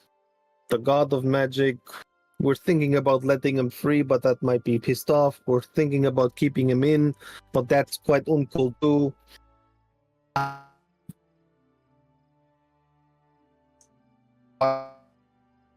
We have been to Space Elves. Oh my god, that was the most prettiest, fanciest place I have ever been. If you go flashy, you need double that. And I'm definitely going back. Fey You know what people, else is fun? elves, all hot running around. I had the best night of my life there. I might settle down in that place after the adventuring business is done with. I have a lot on my plate though. Have you heard of the Tower of Allura? Yeah. It's the big thing we're deciding to go there too. But I think we're gonna skip the tower part and go directly to Adagora. Some kind of shortcut, probably. I don't know. You have a shortcut through the Tower of Valera? Again, I don't know yet, but I'm not gonna wake them up to ask this question. It's actually Okay, time to wake up definitely. the third watch. We had great conversation. Now let's wake up. What was it? All of them, just about. Zokifli, Aspen, and Revelor. Yeah, let's have good night's sleep for rest. And wake up the next guys. Yeah. Good morning, sunshine. Mm. The sun's not up yet. Everything still hurts. Okay. Good morning, moon pie. Good night. He's so on edge. You'll ever wake up feeling like you fell off a 700-foot cliff? I do. No, because I did not fell off 700-foot cliff. Yeah, be thankful. I am. Yep. Good watch. Something about Kresna's wolf is running around. We got extra work to do. Mordecai, whatever. He'll tell you later. Good night. Great. That's what we need. Kaju's gonna Sit stand up. over Revelor. Say, hey Revelor, check this out. And he's like holding a little pouch like over his head. Like who had? A little pouch above your head. Oh. Look, buddy, it's the mining powder, remember? God. Remember? How could I forget? Alright, good night. We'll talk more in the morning, bud. Of course.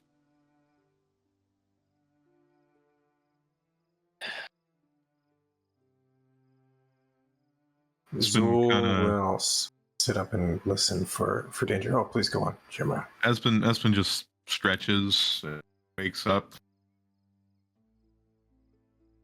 and looks at the two other party members that are currently awake. Once it's time to wake everyone up, I'm ready to go when anybody else is.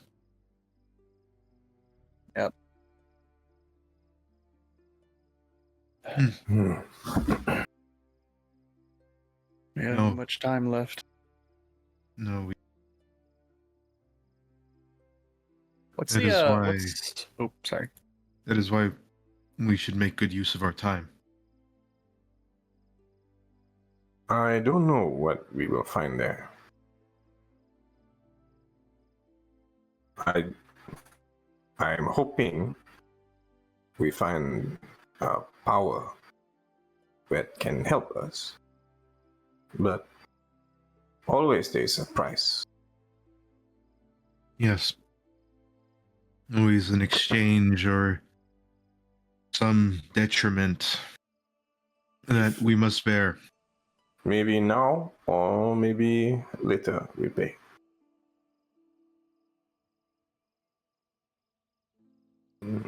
He turns an eye to Kydro, who's currently, I assume, sleeping in his bedroll.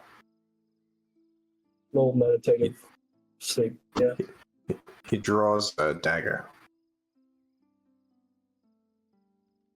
He gets up and quietly goes to near Kydro.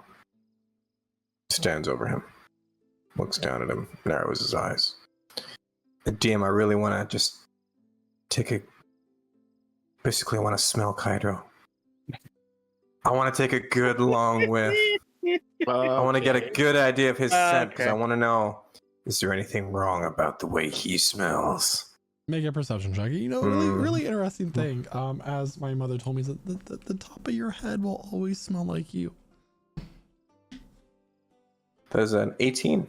And it smells even better when you're asleep. That's what the Scoutmaster always would tell me. Anyway, Scoutmaster Kevin? anyway, leaning down and smelling Kydro. He has a few lingering I would say sense about the places he's been. Most recently, it smells similar to the first city that you met him in, the city of Ferna, and you can assume that's probably where he left port to arrive within Port Garpulo. But other than that, very familiar. Zul's posture relaxes. And he narrows his eyes as if he was expecting worse. But there's a great relief as the familiar smells come. Were you suspicious of Kydro? I go to sit next to Aspen. We thought he was dead. We see things all the time. Creatures, girls, old women, monsters. Who is to say? Something comes and takes his face. But I think it is him. He's good. Of course, I wasn't there when he supposedly died, but when I was told the story, I was a little bit suspicious of him just dying like that. Didn't feel like him. Well, we never truly had confirmation of whether he was dead or not. Running away, also keeping away from us. Does not sound like him. But I believe it maybe does. Just a side of him that we hadn't really seen. Side of him he didn't want us to say. It's the whole reason why he ran away. But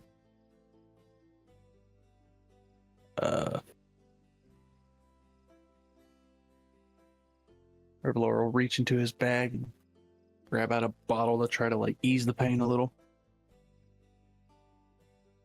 I'm glad you started using your original weapon again. It just because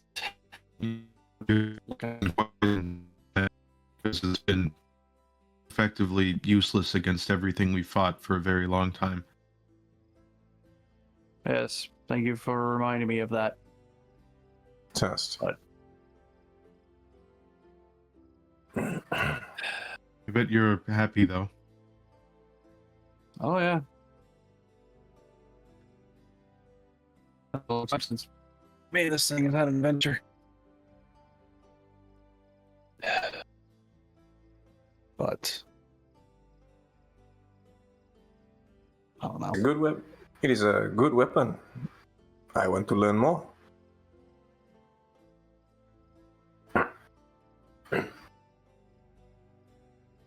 You know, Does Okefle have a flintlock? I can't remember if he got one or not. Yeah, I have your old one. Hold up your old ass pepper box. Just a basic pepper box. Oh, sorry, it's your palm pistol. Palm pistol. Yeah, that one. Yeah, because that's single what shot. replaced my other one because the other one got. Yep. Maybe one of these days, we ever can have just 10 minutes of something not going wrong. Maybe we can actually take the time to get you to learn how to use that thing. it's a very interesting weapon, though I would never use something like it. I Sort couldn't of. imagine. I miss the sounds of this place. I'll listen to the cicadas and the frogs, which are loud as hell. It's so loud. It is a loud, shrieking, metallic noise. It's so bad. And it just goes on, but it's a kind of a sweet white noise. Yeah. But after a while, of course. Well, we all have to go home sometime. And the sun begins to rise. I must ask you, Wait. both of you, a question. Mm-hmm. Of course. If you could stop them, Zona, the rest, all of them, save all of them, but you have to die, would you do it? Oh. Dying ain't nothing new to me, so any lesser man been in my position probably would have quit a long time ago, so if me dying means the security of the rest of the world, so be it. I do feel like I have a lot of unfinished business before I meet my death. You have saved your family, your village, your whole world. So much for you to do. And There's Revela, your life is so so much chaos, damage. Maybe there is more after this. Maybe. There's still Astra. There's still what I will become after I do die. There are small focused pools of chaos that we've left along our trail as we've adventured that I don't think have been completely cleaned up. I would like to retrace my steps. And as far as my life goes, I have but only one promise to keep left after all this. And I don't even know if that person's still around to keep the promise too. And then Your uncle? No, he is dead. And he's gonna perk up. He's like, "Oh, I almost forgot." He's gonna pull out the crystal ball. Oh, He's gonna look at it for a sec. So for point of clarity, for the suggestion spell, if you're using the crystal ball, you don't have to have the components, right? No, you don't need to, but it needs to be on somebody that you're scrying on. I'm pretty sure. Correct. suggestion spell? Could you scry on Revelor? Well, it wouldn't be scrying, because if you use the ball to scry, you can only scry within 30 feet of you. And you can only, it's what it says. Crystal ball of telepathy. That's what it says right here. The radius of the scry is 30 feet around the point of the scrying, normally. Yeah. But you can go to wherever. You can. Yeah, it's so let's say you're scrying on I don't know, name a random Let's say character. Amelia, for instance. Amelia, yeah, exactly. Let's say you scry on Amelia, and then she has a apprentice right next to her. You could use the telepathy within that apprentice was within 30 feet of her. Oh, okay, I get it now. Sorry, not a magic user. Anyway. No, you're not. Yeah, clearly not. And yet trying to be one in campaign 3, so let's go. Anyway. I got a lot of learning to do. I didn't say for what. That could mean a lot of things. That's like half the classes in this freaking game. Like 2/3 of all the classes. Exactly. Moving on. Moving on. All right.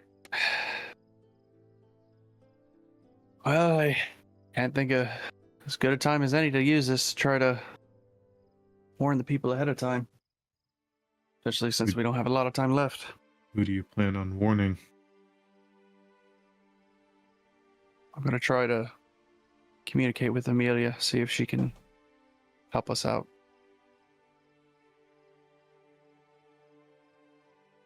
And how many is it? What is it? 2 sentences you get? Or is there is there a certain number? Can you put the item in the chat for me? Yep. And what are you asking?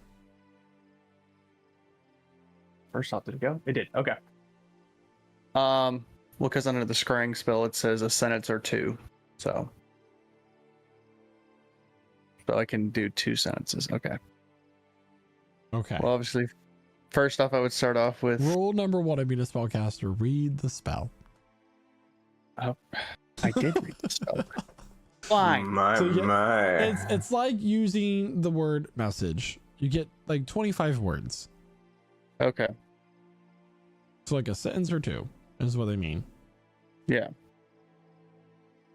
Right. Like, okay. Well, I'm gonna use it to scry on Amelia.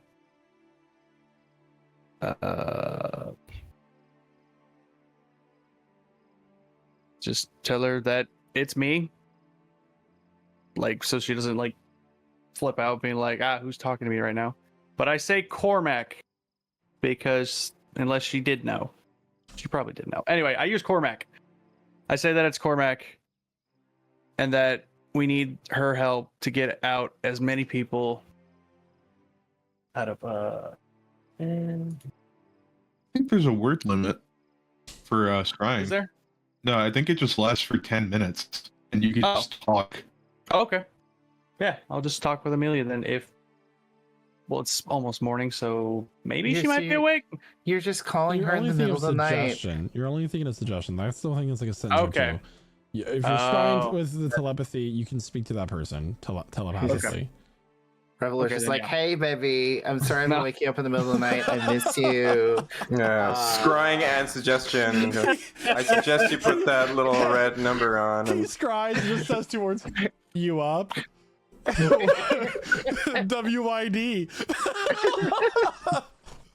Yeah, somehow. I say hey with 4 Y's. Anyway. he says the word eggplant. Stop. Eggplant, water Continue drops. on. Continue on. Anyway, Say your stuff. Amelia, are you there? Amelia, this early in the morning, is actually awake. As the sun is rising, and most people awaken with the rising of the sun.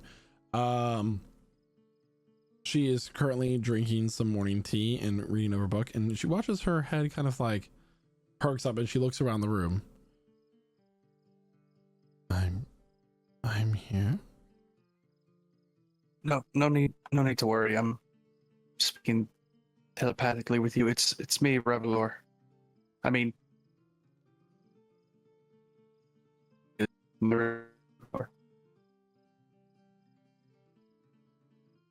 I know how these sort of spells work. What do you need? all right. I need you to listen very closely because we haven't much time. Because we have to get on our way here soon. But Ferrostyle is coming to destroy the barrier.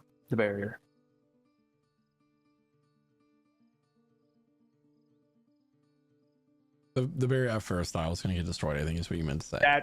Yeah, I said it backwards. My bad. Yeah. Okay, yeah. The barrier, or well, I guess it would be Yundle Leg actually. Anyway, Pick them words, 69 them. the barrier of Yundle Leg is soon to be destroyed. The forces of Bellinger. Glad that. And we need your assistance.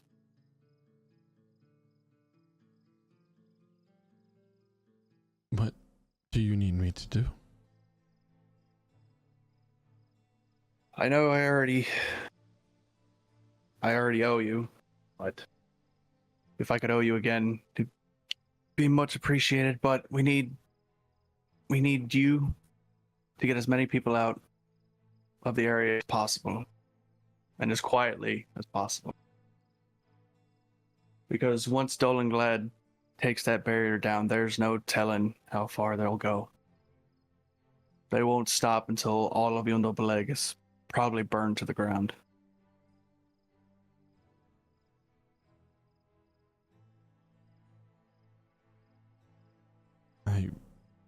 I'll do my best to save as many people as I can.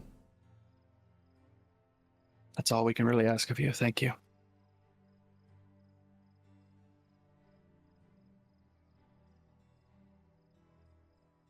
Do you end the spell? Yeah, I'll end it. Fine, you're supposed to be like, I love you. No, It's to say, I And know. it Nothing like is that. time to wake up the rest of the party. Bye, click. Casimir wakes thanks, up bye. still looking a Bye-bye. little angry.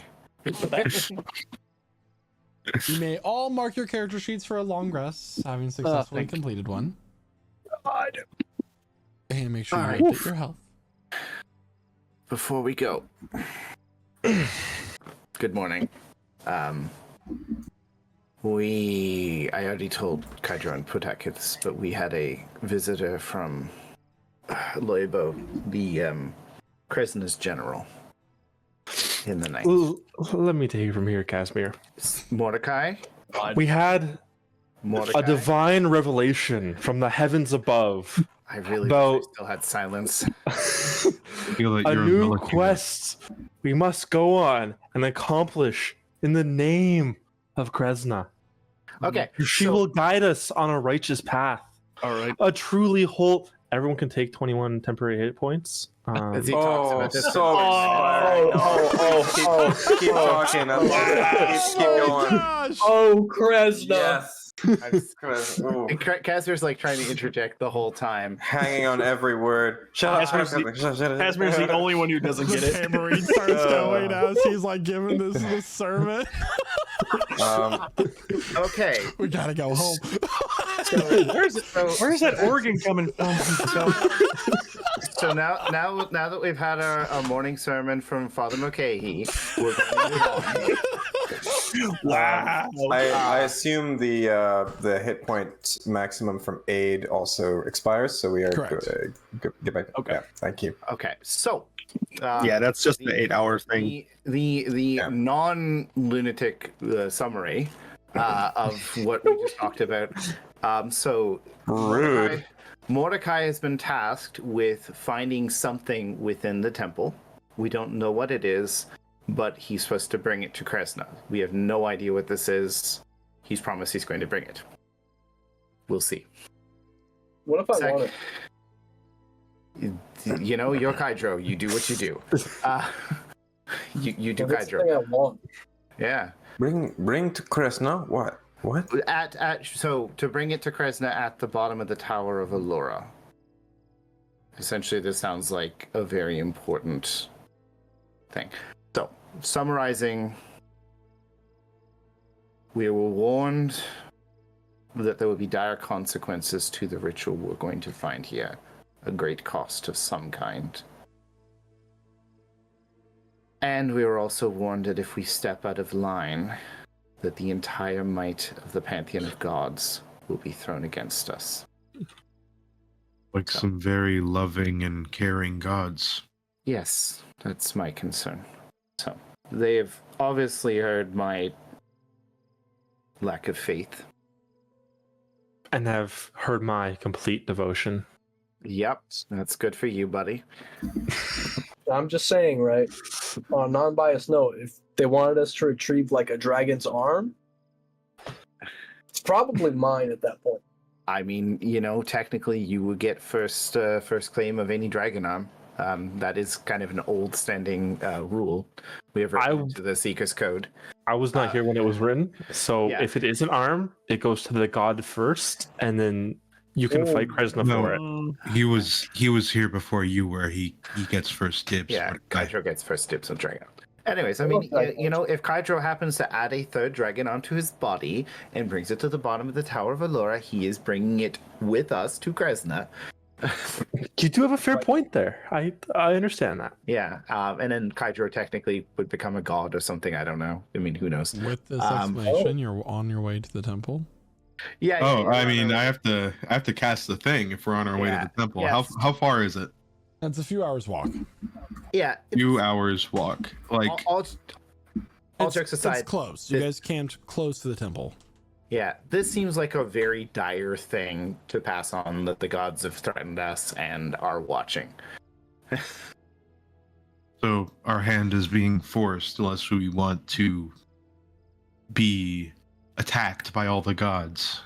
Well, I mean, We have- why wouldn't we do this? If it's by divine order, righteous order, We must. Mordecai, I want you to look at me deep in my eyes and think about any time that I've cared about divine order.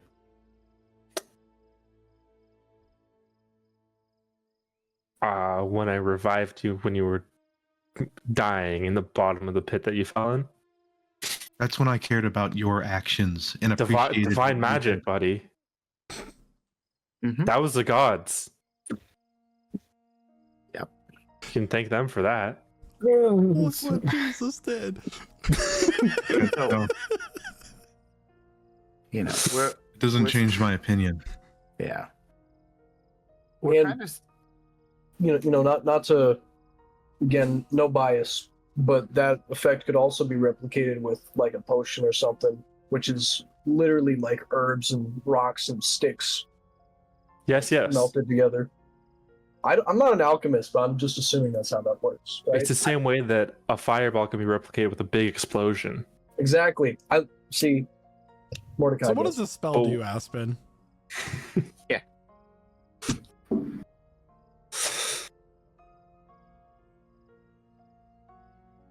I love like controlled chaos. As this debate is happening, you notice as there is a sudden gathering of dark clouds, like shadows being pulled towards the temple.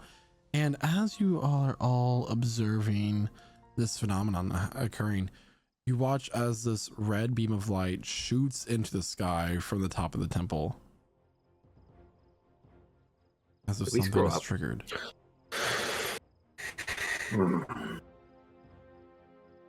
Zulkifli, was that meant to happen? Does that happen often? Yeah. I don't know. But The if temple. And then these the creature, we defeated the storm creature. Maybe we open the temple. Someone is inside now. Well, then we gotta get going. You watch as these dark clouds, where the beam of light is shooting up, starts to turn concave and begins to swirl around it as many different things seem to be trying to crawl their way out of whatever void has been opened or rift. No. What do they look like? Right now you just see shadows. We need So- to hurry. So Aspen,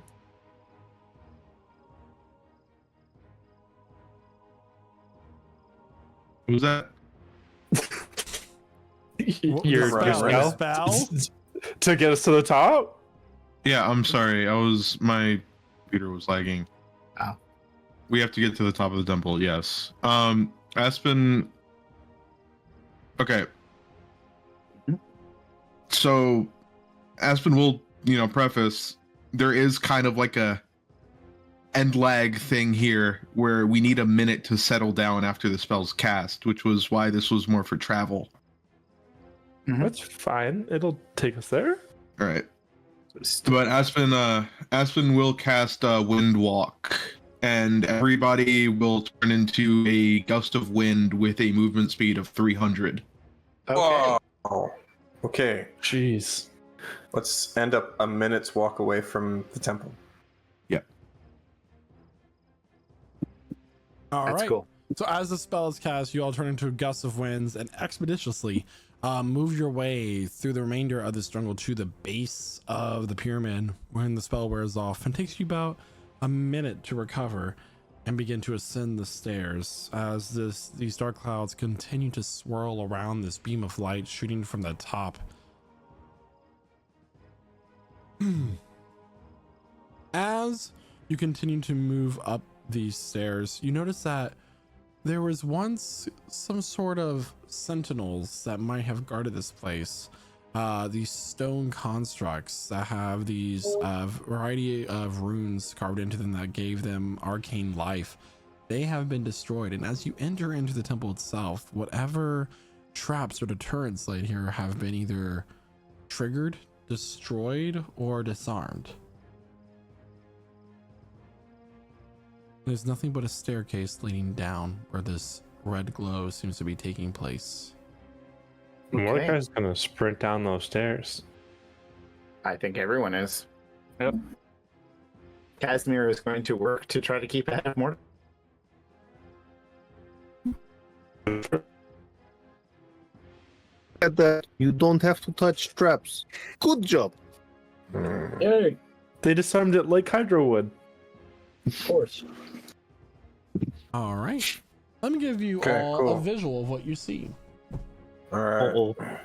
That's Not good. fun.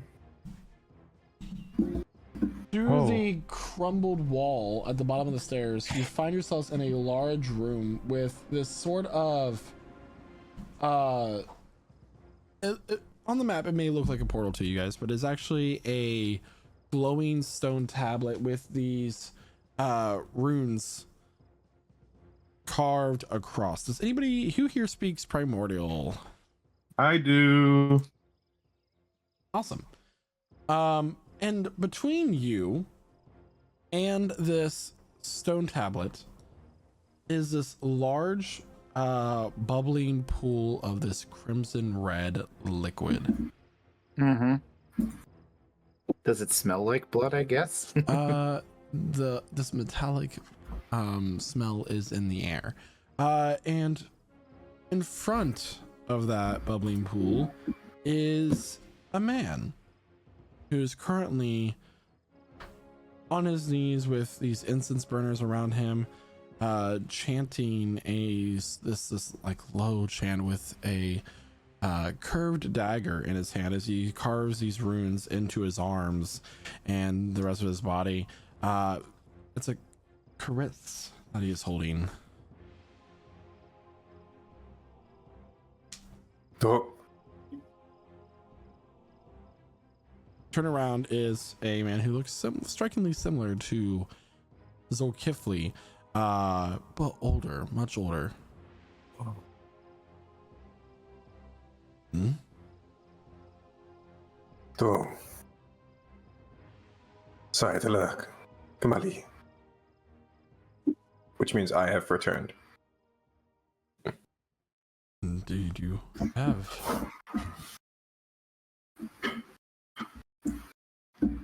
What are you doing?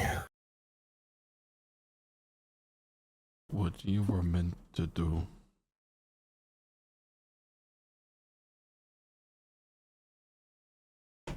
Looking up. Are there creatures pouring out of a column of light above us? Is that what's going on? As you look up, the top of this temple is exposed to the sky above, and what you see from this fire cloud is these like humanoid shadows that are currently trying to like almost like they're trying to tear themselves into this world from this rift above.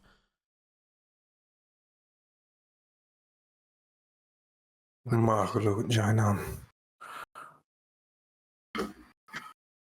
Please stop. You don't have to do this. We can stop the coffin. Zuna, all of it. I have come to save this world. I have come to bathe in the blood of Farasia. Something you were meant to do.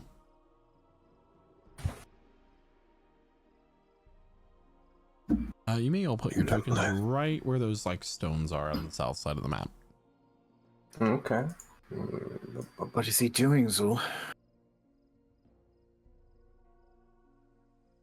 Aspen, make an Arcana check for me, please. As you're the All one right. who can read the tablet. That is a 26. 26.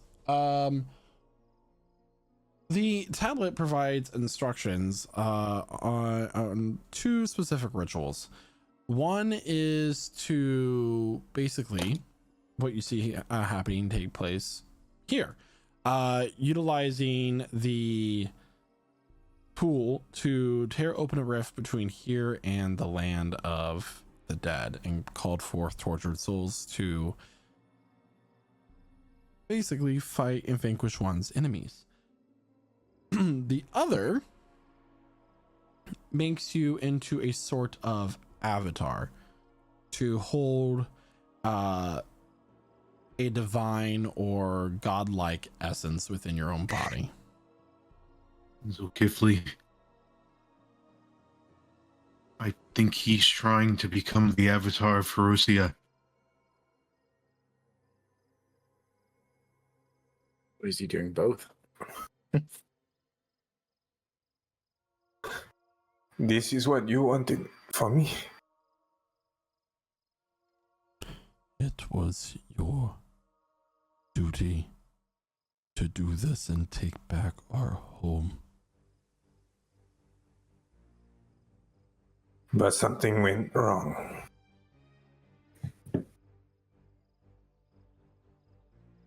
You made me kill those people. You lost control.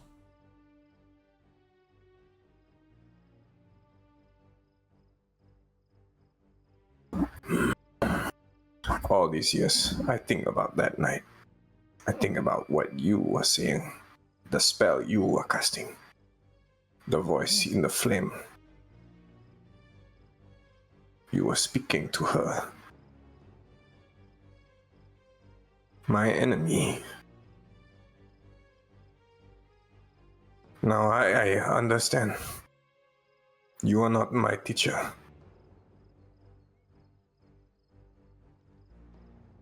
And I must stop you as well.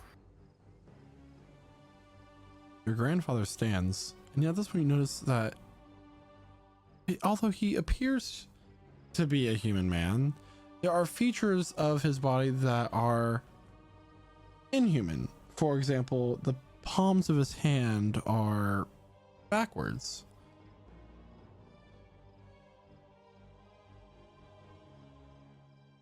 He takes a step back.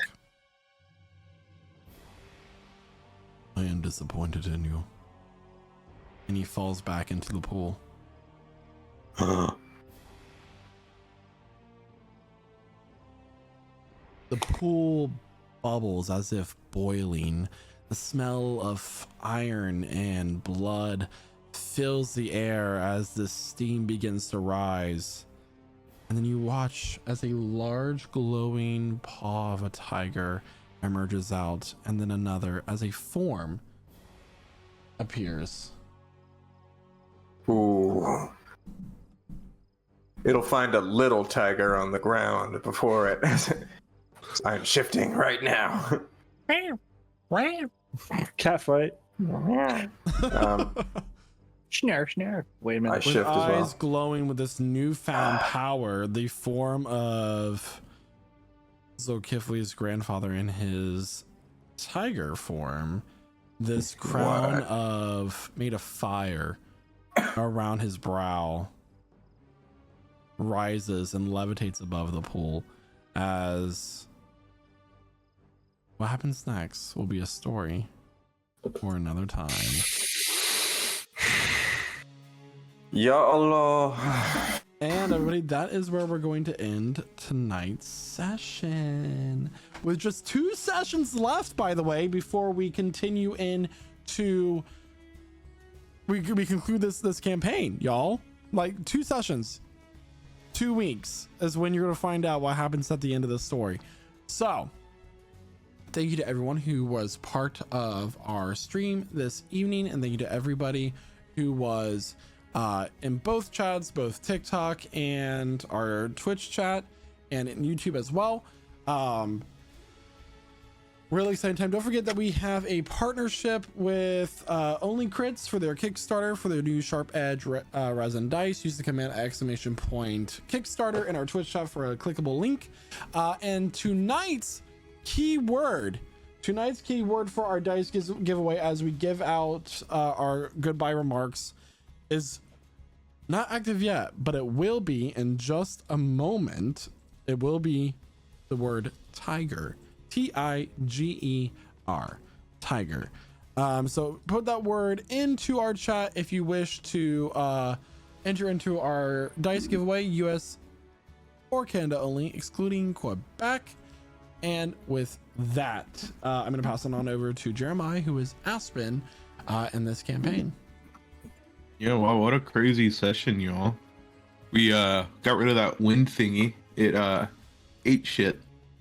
Like, I mean, that was such a cool kill too. Like, it just like set on fire from the blade and everything. That was super awesome. Yeah, it super crazy. I'm super excited for the part that we're at now. I mean, this is a character that we've been told about throughout the entirety of the campaign since the beginning, and we are like fighting him basically on site. And it's pretty scary. Really, really big tiger. I can't wait to see what else happens in these two last sessions that are coming up. But yeah, and we'll pass it over to I guess the man of the hour, Noah aka Zulkifli.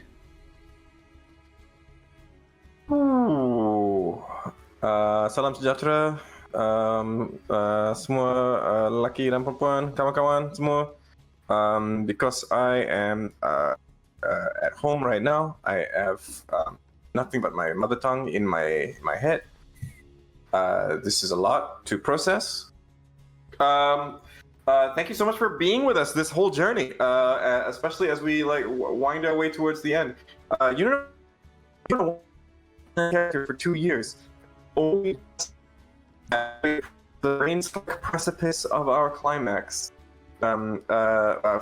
Getting around to a point where I get to explore some cool backstory stuff. I really appreciate Michael for devoting this latter chunk of the campaign to my character. Thank you very much for allowing me to explore this story.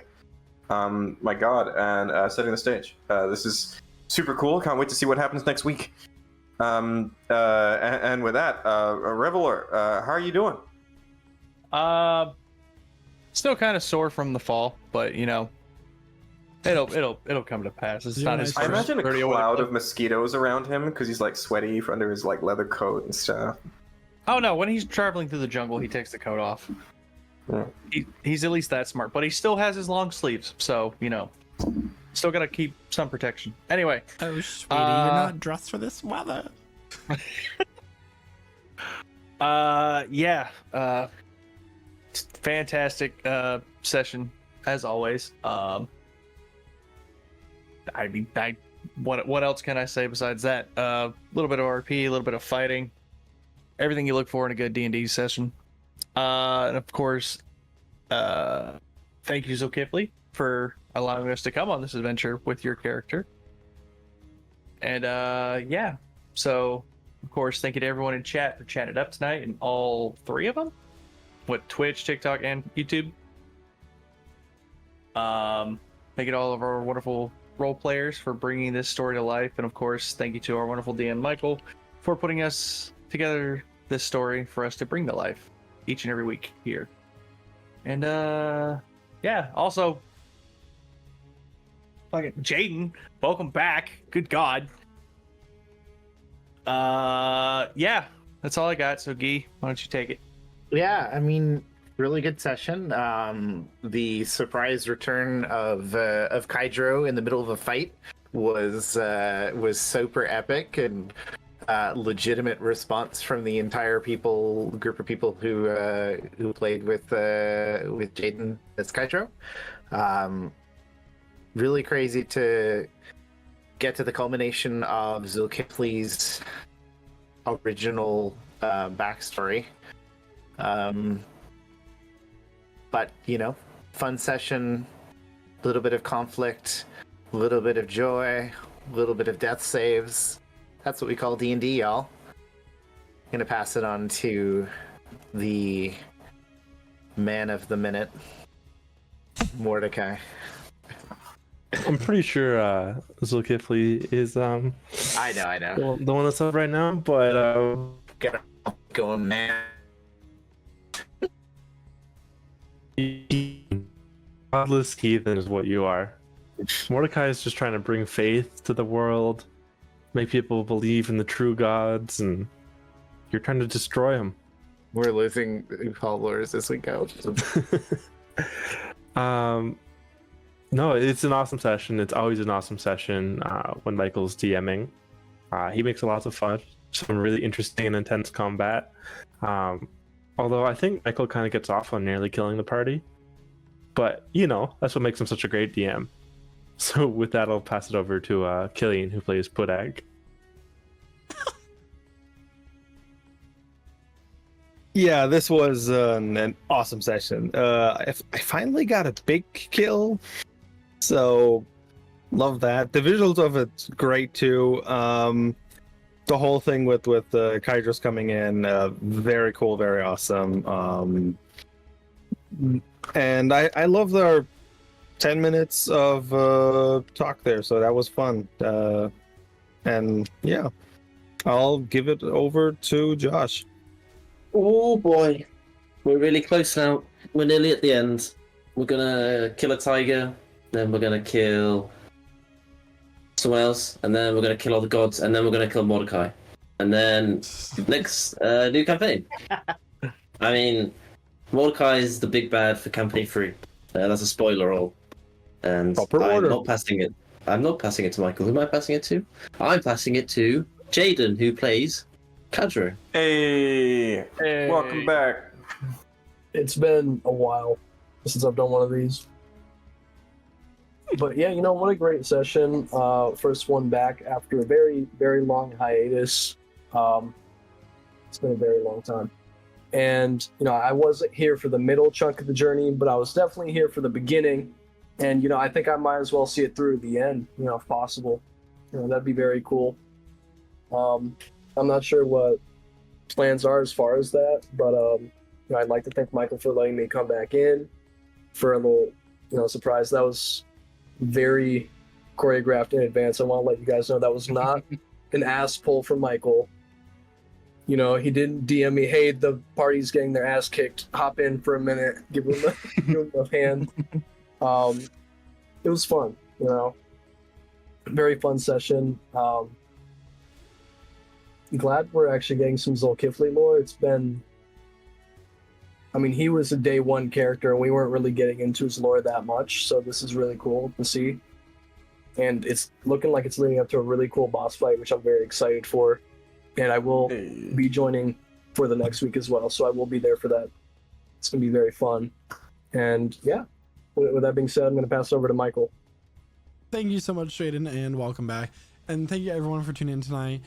Come join our Discord at lichsouls.com/Discord to be part of this amazing community of people that brings together so many different people of different backgrounds and places and parts of the world. And many of them I'm very happy to call my good friends. So you can be part of that too. Would love to see you here. More than welcome. And we'll see you tomorrow for our Dead by Daylight Survive with Friends stream at 7 p.m. Eastern Standard Time. And then Friday for Sea of Thieves. So everybody, Ooh, such thieves in the sea. it's gonna be a really good time here at Lich Souls Gaming, and we can't wait to see you next week for our penultimate episode of Campaign 2. Until then, bye! Bye. Bye-bye now. Und gute Nacht.